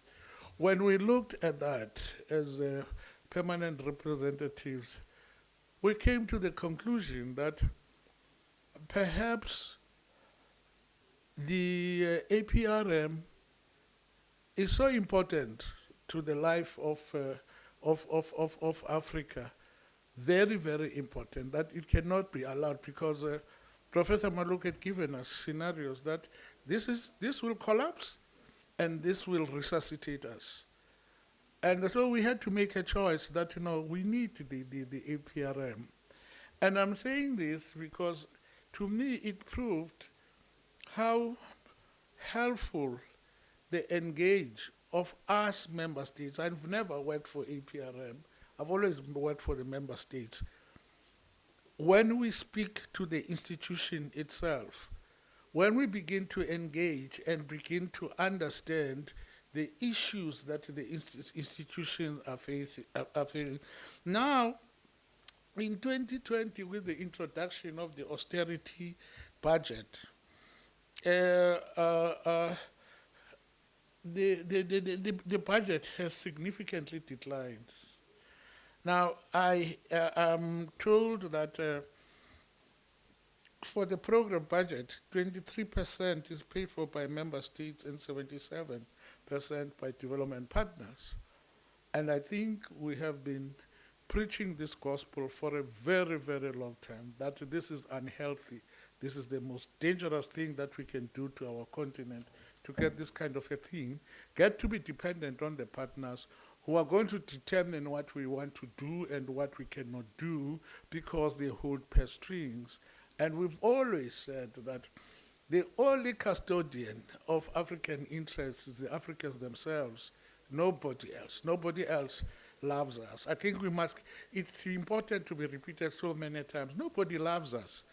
It's us who must be what we call taking care of our interests. So this 77%, under no circumstances can we say it's acceptable. It is not acceptable. And this dependency, it undermines even our financial principles. So briefly, I just want to say, when the morning was, the first panel, when a number of ideas were put forward, and I think, for instance, this one of have we sat down with the member states at an AU level to have a thorough discussion on what is it that we can do. Because I'm sure when we speak to those member states, all of them will come to the conclusion that this cannot be allowed. It cannot be allowed to continue this way. We might be, I was chairing a subcommittee that of the AU that is responsible for finance and administration. And of course, because of the laissez-faire attitude of the AU in terms of dispensing of money, we had to come up with very strict conditions. You would remember, you were always part of the delegation from here. We imposed very strict conditions because of the laissez-faire attitude of the AU and its organs, not only the AU Commission and its organs, because we were saying we can't have a laissez-faire attitude when we come from countries that are applying austerity. we were asking each other if there's any country in Africa that is not applying austerity. And we all came to the conclusion that all of us are under one form of austerity or the other. Now, if we are organs of the African Union, the starting point is to respect that austerity and apply it on us as organs. And secondly, I think the discussions with member states, before we go to those formal meetings where we are now meeting the subcommittee with the finance people from Capital and all of that, before you go that, the way we used to do it with Professor Maluka, there must have been a discussion. There must have been some agreements on how we're going to do things and all of that. And I'm not a person who believes in doing things by the book, because I'm not aware of a diplomat that has ever succeeded in working by the book, because the book will not take you anywhere. But I think we must begin to be thinking on how the engagement strategy is quite critical. And secondly, APRM is one organ of the AU that has got national structures. I'm not aware of any organ of AU that has got national structures. And I think that we have national structures, that is, again, another area, in fact, in my mind, of fundraising. For national structures to fundraise over and above what the national government gives in terms of the budget, but to fundraise in our countries where we are for the purposes of APRM. And I'm certain if we were to agree to do that, I think 50% of the problems that we have, the financial problems that we have, will be done away with it. And finally, reduction of the partner funding. I think that should be our number one priority. Thank you very much, Mr. Chairman.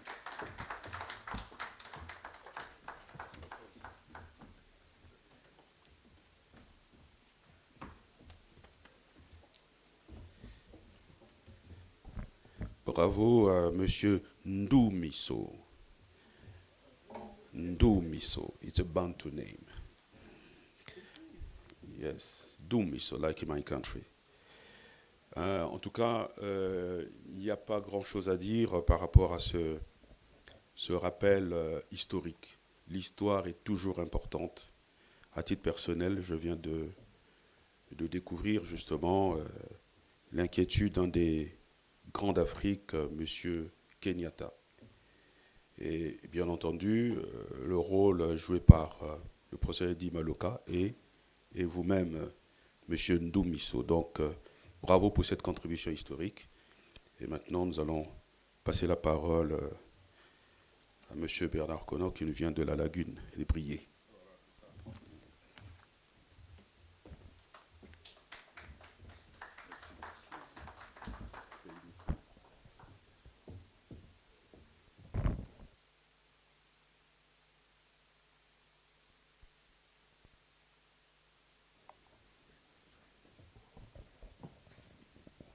Monsieur le Président, merci beaucoup. Alors, cette session est une session animée par des anciens. Après mon prédécesseur, c'est maintenant mon tour. J'étais ancien président du Comité national de gouvernance de Côte d'Ivoire et président des CNG, poste qu'occupe maintenant notre frère Ashraf. Le professeur Eddy m'a demandé de parler un peu de ce projet qui est en cours actuellement, qui est le programme du MAEP pour l'appui à la gouvernance des pays participants au mécanisme. Je dois dire que l'histoire du MAEP, l'histoire du programme du PMAG, PMAG, entendez par là ce programme du MAEP pour l'appui à la gouvernance. Cette histoire remonte avant 2022. En effet, à cette date, la conférence des chefs d'État et de gouvernement de l'Union africaine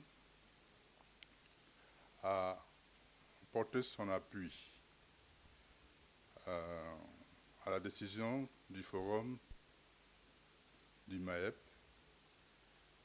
de mettre en place un programme qui puisse donc appuyer les États dans la mise en œuvre des différents programmes, des différents plans d'action qui sont issus du programme issus de l'évaluation de la gouvernance dans ces États.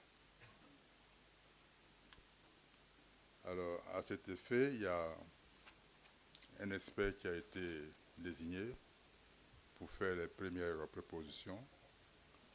Et ce travail a été soumis à un comité d'experts que le MAEP a désigné, et aussi à un groupe de travail qu'on appelle la Task Force. Et donc, c'est les principales conclusions de ce travail que je vais partager avec vous. Il est entendu que ce travail doit être finalisé et suivre les différentes étapes de validation pour arriver donc à la mise en place de ce programme. Alors, pour ce faire, je vais essayer de présenter rapidement l'objectif poursuivi par le PMAG, son mandat, le mandat du PMAG, la structure du PMAG, et puis également le financement du PMAG. Alors, s'agissant de l'objectif, l'objectif du PMAG est de renforcer, comme je l'ai dit tantôt, la capacité des États participants du MAEP à mettre en œuvre leur plan d'action, émanant donc des rapports d'évaluation de la gouvernance sur leur territoire. Parce que nous avons constaté que, après l'évaluation de la gouvernance dans les États membres, un problème se posait quant à la mise en œuvre effective de ces différentes propositions qui ressortent donc de l'évaluation. Donc, l'objectif du PMAG est d'aider les pays à mettre en œuvre rapidement leur programme national d'action. Le programme est guidé par les principes consacrés dans le statut du MAEP, le règlement intérieur du forum et le règlement intérieur du comité des points focaux du MAEP, ainsi que tous les autres instruments juridiques et décisions pertinentes de l'Union africaine. Ça, c'était l'objectif. Maintenant, s'agissant du MAEP, du mandat, le PMAG doit fournir un soutien dans deux domaines spécifiques.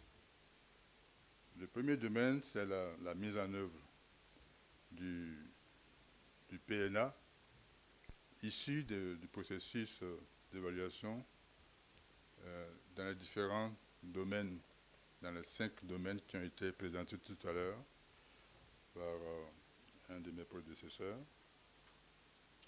Et le deuxième domaine, c'est entreprendre des programmes nationaux de réforme et d'évaluation de la gouvernance dans le cadre de la mise en œuvre du programme d'action national. S'agissant de la structure, La structure de gouvernance du PMAG se compose essentiellement de deux organes. Nous avons le conseil d'administration et le personnel du programme. Alors, s'agissant du conseil d'administration, il sera composé des structures de gestion du MAEP, y compris le président du comité des points focaux du MAEP, le président du comité des personnalités éminentes du MAEP, le président du comité consultatif continental des commissions nationales de gouvernance, le président du comité consultatif continental des secrétaires nationaux. Et le conseil donc sera présidé par le président du comité des points focaux du MAEP. S'agissant du personnel du PMAG, le personnel, il a été prévu qu'il soit dirigé par un coordonnateur qui sera basé au sein même du secrétariat continental du MAEP et qui rend compte au directeur général du secrétariat continental du MAEP. Dans cette fonction, le secrétariat, le coordonnateur sera assisté par le personnel technique concerné.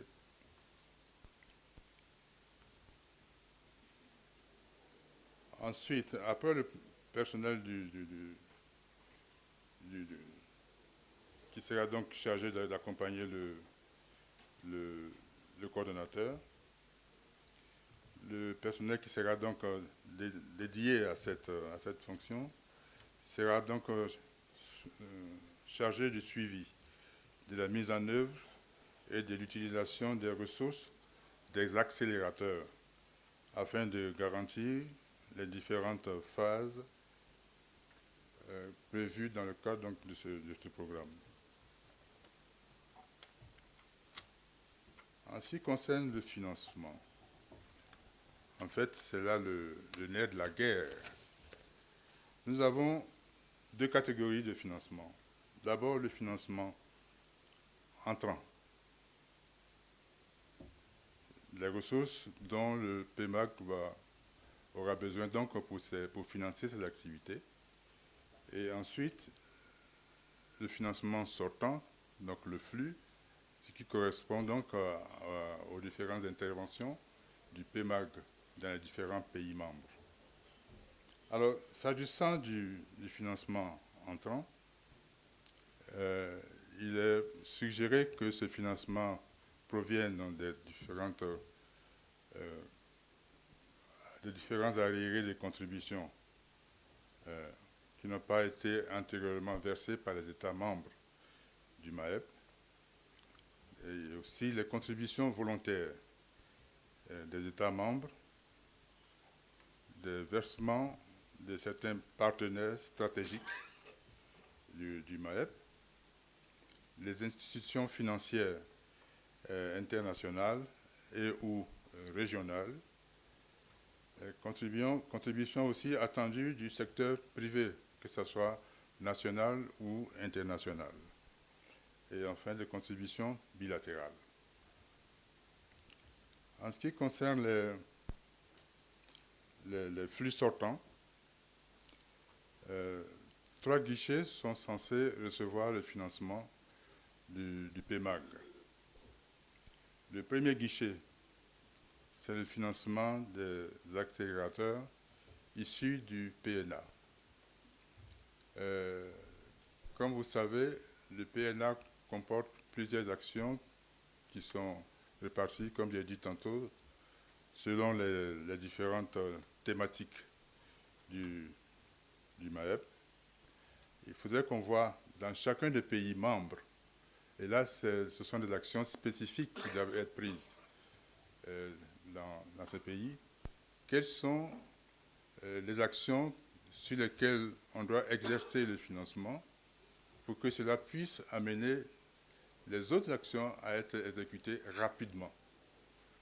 Et là, comme je dis, il faudrait que des séances de travail se passent entre les différentes autorités nationales et l'équipe du MAEP qui partira d'ici afin donc de déterminer exactement ces différents accélérateurs. Le deuxième guichet qui peut recevoir donc le financement du PMAG, il s'agit donc des réformes sectorielles qui sont déterminées dans les pays membres. Et enfin, le troisième guichet qui bénéficiera donc du financement du PMAG, c'est l'appui technique et ou financier que le PMAG peut apporter donc, dans l'évaluation de la gouvernance des pays participants. J'espère que ces points ont été assez clairs pour que vous compreniez ce qu'on attend du PMAG. Et évidemment, on aura une session de questions-réponses et je pourrai donc apporter les plus amples informations sur ce programme. Je vous remercie. Monsieur le Président.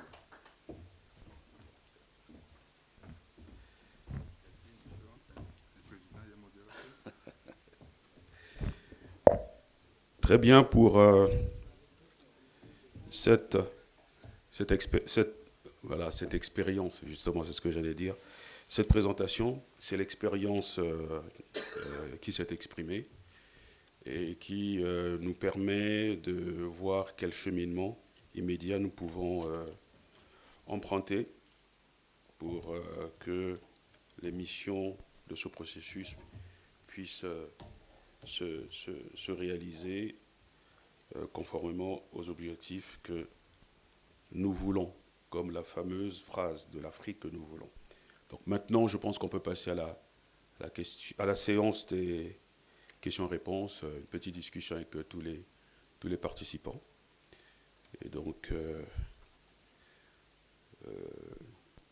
la parole est libre. Oui, ambassadeur Ashraf. Thank you very much. I really listened carefully to the two distinguished speakers, and they are all friends and very experienced, and I thank them very much. Just briefly, it's not a question, or maybe I'll put a question, but in any case, the main issue, in my view, from my experience, if there is no strong political will, nothing will move, either financially or otherwise. So the main issue is the political will, which has not only to exist on the national level, which is important, and I myself, in my experience within the panel, when I used to have countries to follow, it was my privilege really, you can see the political will from the change from one government to the other. And the interests of APM might increase or decrease. But also, the political will is needed on the continental level. It's not only on the national level. Secondly, as my dear friend has mentioned, the ambassador, the issue of our development partners. Is it fatigue from their side, or is it lack from our side to really communicate with them? Because at the end of the day, issues like governance is attracting to them. And they do, on the national level, support. But on the continental level, the APRM had previously, when I was a member of the panel, they had previously an arrangement with the development partners, even UN agencies. Where is it now? How can we bring them back? Is there something can be done on this area? Lastly, maybe some of the issues or activities can be done online to lessen the load of the financial burden the APRM faces. Most of our countries on the national level have been also resorting to digital transformation. Everything is becoming now digital. So maybe APRM should consider also putting more attention to utilizing this sort of a tool.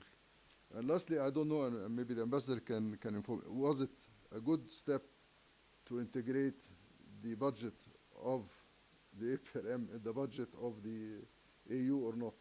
Because now, when you go to member states and ask them for contributions, which is in this case now voluntary, they tell you we are contributing to already to the AU budget, so why should we pay again to the APRM? And at the end of the day, Ambassador, you are more experienced than me. I think even the AU has issues on the financial side of things, and they also lean in many of their operations, not the salaries, on partners. Thank you.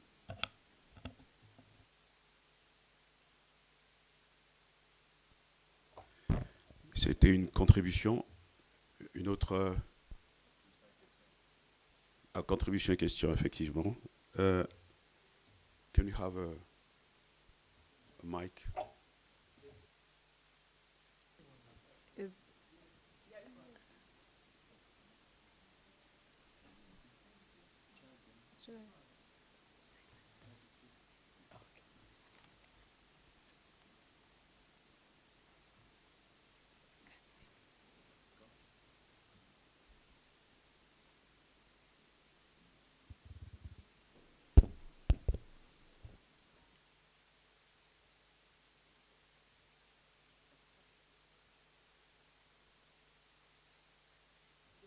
On peut commencer par la réponse et peut-être ensuite enchaîner une autre question, hein, de manière un peu interactive. Alors, le premier point, c'est la volonté politique. Évidemment, c'était un point très important. À partir du moment où les autorités nationales décident d'adhérer au MAEP, il y a déjà la volonté politique qui commence là. Et maintenant, pour pouvoir avoir un fonctionnement adéquat de ce programme qui est là, il faut que les États continuent d'avoir cette même volonté politique qui les a poussés à adhérer au MAEP. Donc, de ce fait, il faut qu'ils soient prêts à assumer cette décision qui est prise par les États, quelle que soit la décision. Parce qu'il faut qu'on se dise une chose, et là je remonte un peu plus haut, dans le fonctionnement même du MAEP en matière de commission nationale de gouvernance. Il y a un petit problème qui se pose à l'intérieur de nos États. On dit que l'État est libre d'adopter la structure qu'il veut pour faire fonctionner le mécanisme. Mais je crois qu'il y a quand même un minimum. Puisque quand on adhère à ce mécanisme-là, il y a au moins un paquet qu'il faut observer. Le secrétariat doit pouvoir imposer au moins un format minimum. Je ne parle pas des ressources humaines qu'il faut désigner, mais au point de vue format, nous avons des pays où, quand on dit Commission nationale de gouvernance, nous avons un président et qui comporte dans le fonctionnement de son cadre un secrétariat national. Tout ça fait un paquet. Et l'expérience montre que dans ce cas-là, tout fonctionne relativement bien. À côté de ce schéma-là, il y a un deuxième schéma où nous avons un président de CNG et à côté, nous avons un secrétaire national qui a pratiquement le même pouvoir que le président du CNG, de la CNG. Ça pose problème. Ça pose problème. Alors, peut-être que cela marche très bien quand on écrit tout ça dans les statuts du MAEP, mais quand on met ça en pratique, il faudrait quand même qu'on revoie cet aspect-là. Les articles ne suffisent plus, puisque les articles ont déjà décrit tout ça. Il faudrait qu'on voit le format qui est beaucoup plus apte à faire avancer le MAEP. Donc, c'était ce que je voulais dire en matière de volonté politique. Donc, il faudrait que les États soient informés de cette nécessité de contribuer au bon fonctionnement de ce programme du MAEP pour appuyer donc les États participants à mettre en œuvre le programme national d'action décidé ou bien déduit des différentes évaluations. Monsieur le Président, Monsieur le coordonnateur, c'est ce que je voulais dire en ce qui concerne la volonté politique. Bon, la deuxième question qui a été posée a parlé de quid des partenaires au développement, je crois. Mais écoutez, je crois que les partenaires au développement sont toujours là. Ce qu'ils attendent, c'est de voir les résultats effectifs de la mise en œuvre des différentes actions qui sont retenues dans le plan d'action. À côté de ça, ils ont aussi leurs contraintes de financement, qu'on le veuille ou pas, puisque ces différents partenaires, en général, sont financés par les États membres. Alors, ce sont des problèmes qui partent des États et qui se reproduisent aussi dans les partenaires au développement. Voilà ce que je peux dire à ce niveau-là. Mais, à mon avis, à mon humble avis, il faudrait qu'on tienne compte de l'aspect national, des sources de financement. Parce que c'est un programme national, le PNA. Donc, il faudrait que ce soit les États eux-mêmes qui prennent les initiatives de trouver les moyens pour financer cette action-là qui contribue donc à une amélioration de la gouvernance. Ça, c'est mon point de vue. Maintenant, le point sur la contribution budgétaire de l'Union africaine au PMAG, est-ce que vous voulez faire une intervention dessus? Sinon, j'ai mon idée dessus. Ben, je vous laisse la primeur. Okay, parole à un autre homme d'expérience. Another man, another experienced man who must talk. Okay, thank you. Thank you. I also want to touch a bit on the political will. That indeed, indeed, it is true. It is so dependent on political will. It depends on whether the government is interested in APRM and all that. I mean, how do you explain that period when we were paying $100,000 per annum, but we were not paying even then? To me, that's an indication of a lack of political will. That there is no government that can tell me that cannot afford to pay $100,000, but we were not paying, right? And we were almost bankrupt because we were not paying, because there was no political will.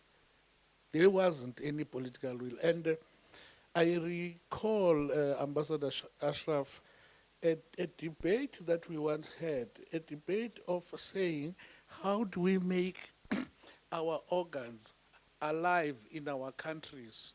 Because that is the only security that we have, that we can have of political will. If our countries, because you see, APRM does not bring votes. It's like foreign affairs, it doesn't bring votes at the end of the day. We don't bring no votes. And governments, they work on the pressure of votes, right? Now, obviously, on your list of things to do, APRM will be down there because it's not bringing you no votes. So now, I think one of the things that we had been talking about now for more than 10 years within the African Union is how do we make the African Union, together with these organs, alive in our communities. And that's the only guarantee we will have governments having a political will to do things, whatnot, that will bring them votes. So we used to debate that in Addis Ababa and said, we need to begin to creatively be looking at that. And I'm saying again, you the only people, the only organ that has individual